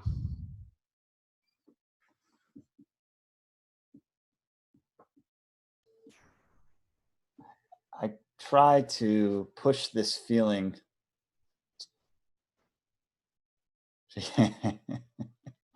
I try to like push this feeling towards Rannon. Like, Do we all feel that? yeah, exactly. I try to You're all spread- helping make the connection, like your force bond is a thing. So if Thul has no objection, then yeah, you can sense Yeah, it too. I Yeah. do. And I actually try to sense a little bit of like hesitation. I sense like you'd sense hesitation from Thul to go on this plan, that there's more to this than we know. It's redoubled certainty for Kai. Yeah, same. He doesn't Beza believe it for a is second that hope is in any way a good thing for the galaxy. Beza is much less certain now, much less willing, and she kind of shakes her head. There is more here that we don't understand.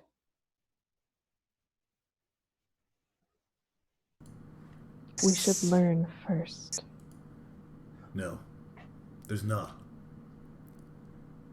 Do not let your arrogance be your undoing, Kai.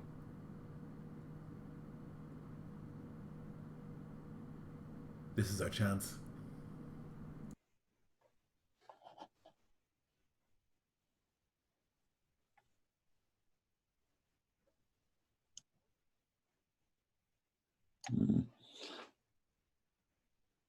I guess you guys I would try to convey the message that we should not destroy their ship, but cripple it.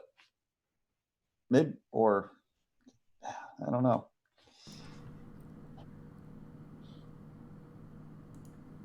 Definitive action. Yeah, I think he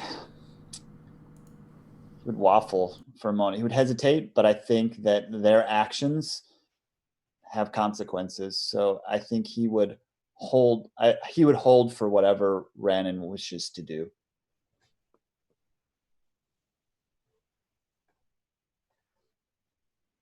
Beza shakes her head again. We should learn more. I think we should do both. Destroy them now while we can and learn more from them. Their fleet has hundreds of ships, and that's just from the intelligence we've heard. If we can destroy them at any point, why now? Why not wait? Because the longer we give them, the stronger they become. They have no defense against this. Will the people have defenses when they are bombed from orbit? We have no proof they've bombed anyone. They will. Do I go as far into as her proof mind? goes, don't we have proof from the news that they've expanded into like this galaxy? Presumably that's through military action, right? Rob? I don't know much about the Chiss, is all. But No, that's fine. Yep, the words were they have expanded into the outer rim. by Yeah, war, like by attacking aggressively, seizing planets. You don't know. But do I have access to her memories? Can I delve into like her standing over, the council ordering the destruction of planets?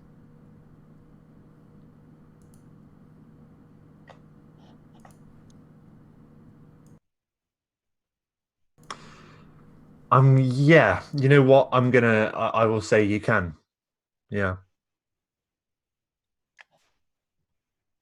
Okay. To this sense, I won't give you like specifics on them, like who they're attacking or what they're doing exactly. But generally speaking, what they've done is push into places that would or could require protection from them.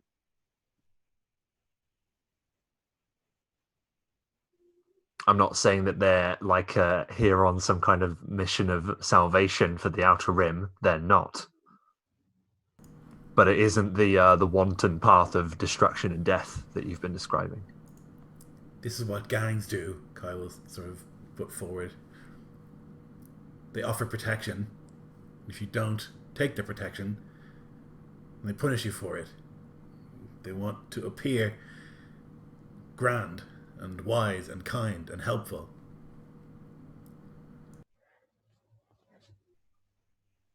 Beza shakes her head one more time.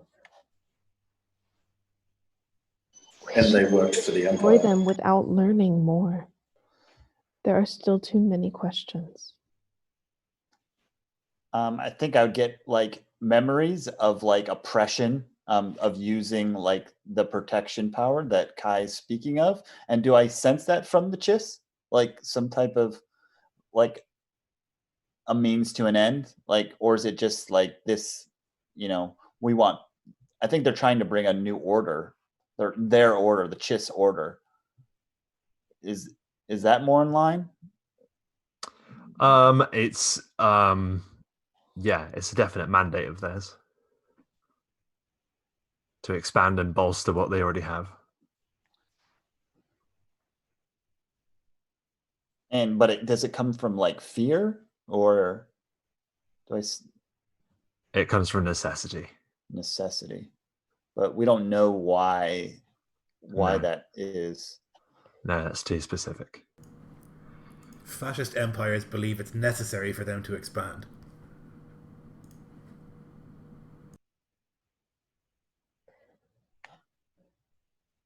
That's only because they do not wish to fight the battles in their homeland.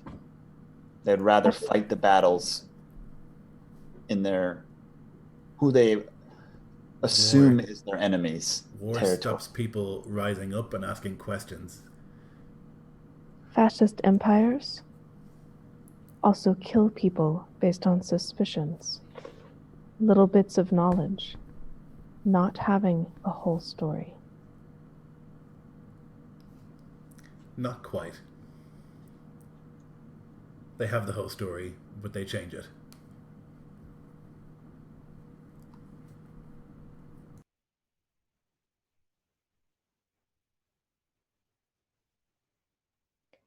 What will it be? Beza disconnects. I guess that puts a vote out of the question then. I will not. Kai's going to get up and walk away because otherwise he's going to say something very rude and like lose control of himself. Yeah, this detachment, this support that Thul was experiencing from you drops, and the feeling is gone. Yeah, he probably just closes his eyes as, where we were all standing in a circle. Now we're like shattered and separated and walking apart. Yep. The balance that was between you all, that connected you to the planet, has just fluctuated to the point you can't sustain it.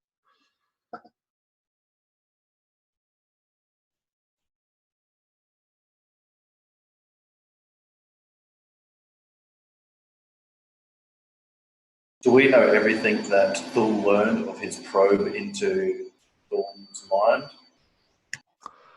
I mean, Thul did. Yeah, we did say, didn't you, that like you were letting them see it as well, right, Thul? Yeah, I put up no gates. Yeah, of course. Yeah, so you all have the same information for sure.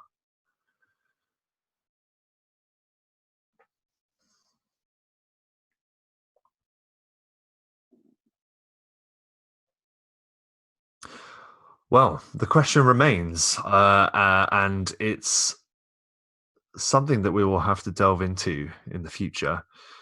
But for now, really, the last thing I need to ask is, do you still intend to meet with the Chiss on Nar Shaddaa? Is that something that you're still considering doing, or is that now out of the question? No, I think we should. I think we have to. Vitally important now. Yeah. Mm-hmm. So what I can say is you can send, maybe as the link is severing, you can send a message, perhaps, a short message to give to the Chiss.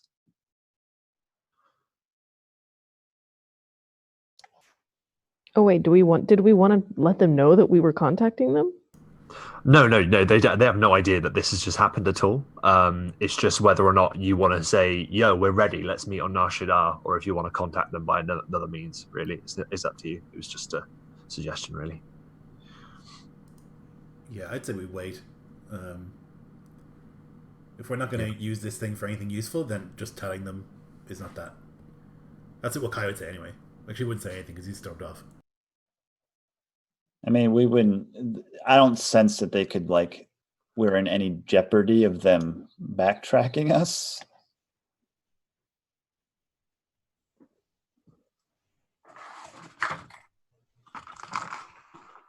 No, but I think wouldn't it be like easier to use the probe or something to contact them? Yeah. Yeah. We have a probe on Narshada, so we're heading to Narshada, so we'll know when they arrive and we can go then. Yeah. Yeah, but I So see it we'll as arrive like, after they get there and they'll be like, oh, how'd they know we were here? No, probably not. They'll probably scan and find our probe immediately. but this may be a chance to display power, and so that, if on Nashada, like negotiations happen again, we'll come with, My pragmatic side says, do we want to tip our hand? Well, no, because now it's pointless. Like, we're not going to gain anything now, I don't think. If we don't go through with...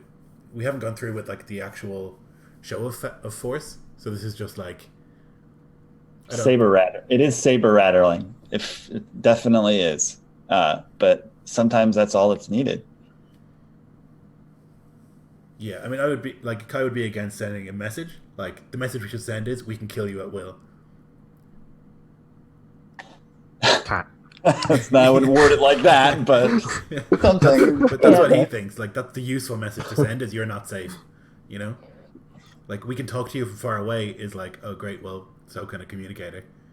Yeah, Beza would also be against Not using in the your force to mind. just communicate like that.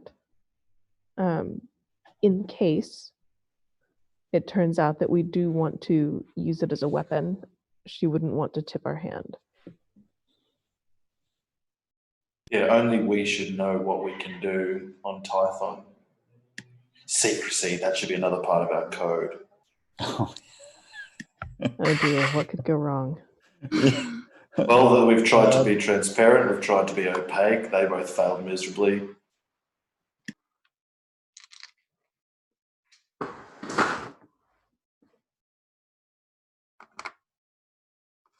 Okay, so nothing. Yeah, I'd cut. No messages sent.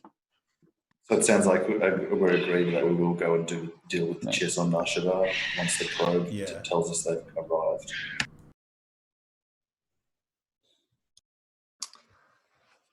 Very well. This consensus is kind of drawn, and the harmony on Tython has changed. And as you've called out into the galaxy, the call of Tython does not go unnoticed. I can't hear you at the moment, Nico.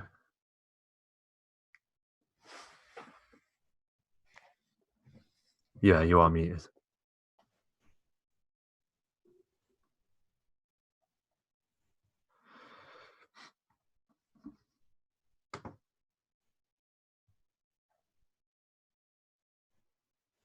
So you saying we sense a shift in the planet?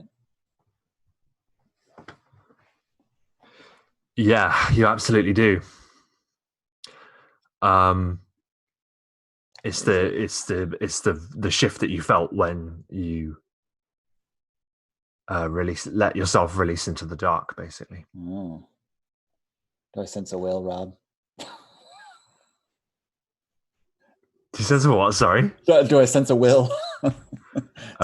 Use the force. Yeah, I think you do. Excellent. But it does not come from Tython. Oh, okay.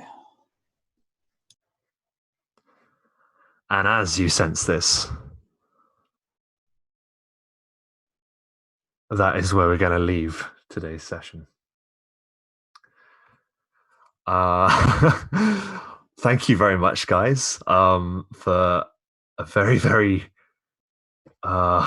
in-depth and chatty session. I hope it was okay and not too slow for you all.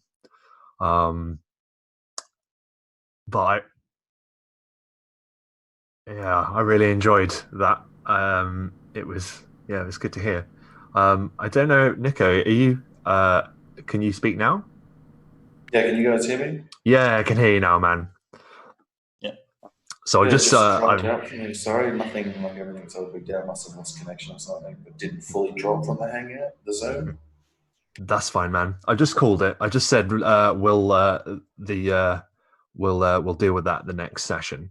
Yeah, I really enjoyed that. I really enjoyed that that there was lots of chat about how you're going to conduct yourself throughout the galaxy, and we will have to find out where that takes us next time. For those of you who've watched, thank you ever so much, and I hope that all of your performances are up to standard. Take it easy.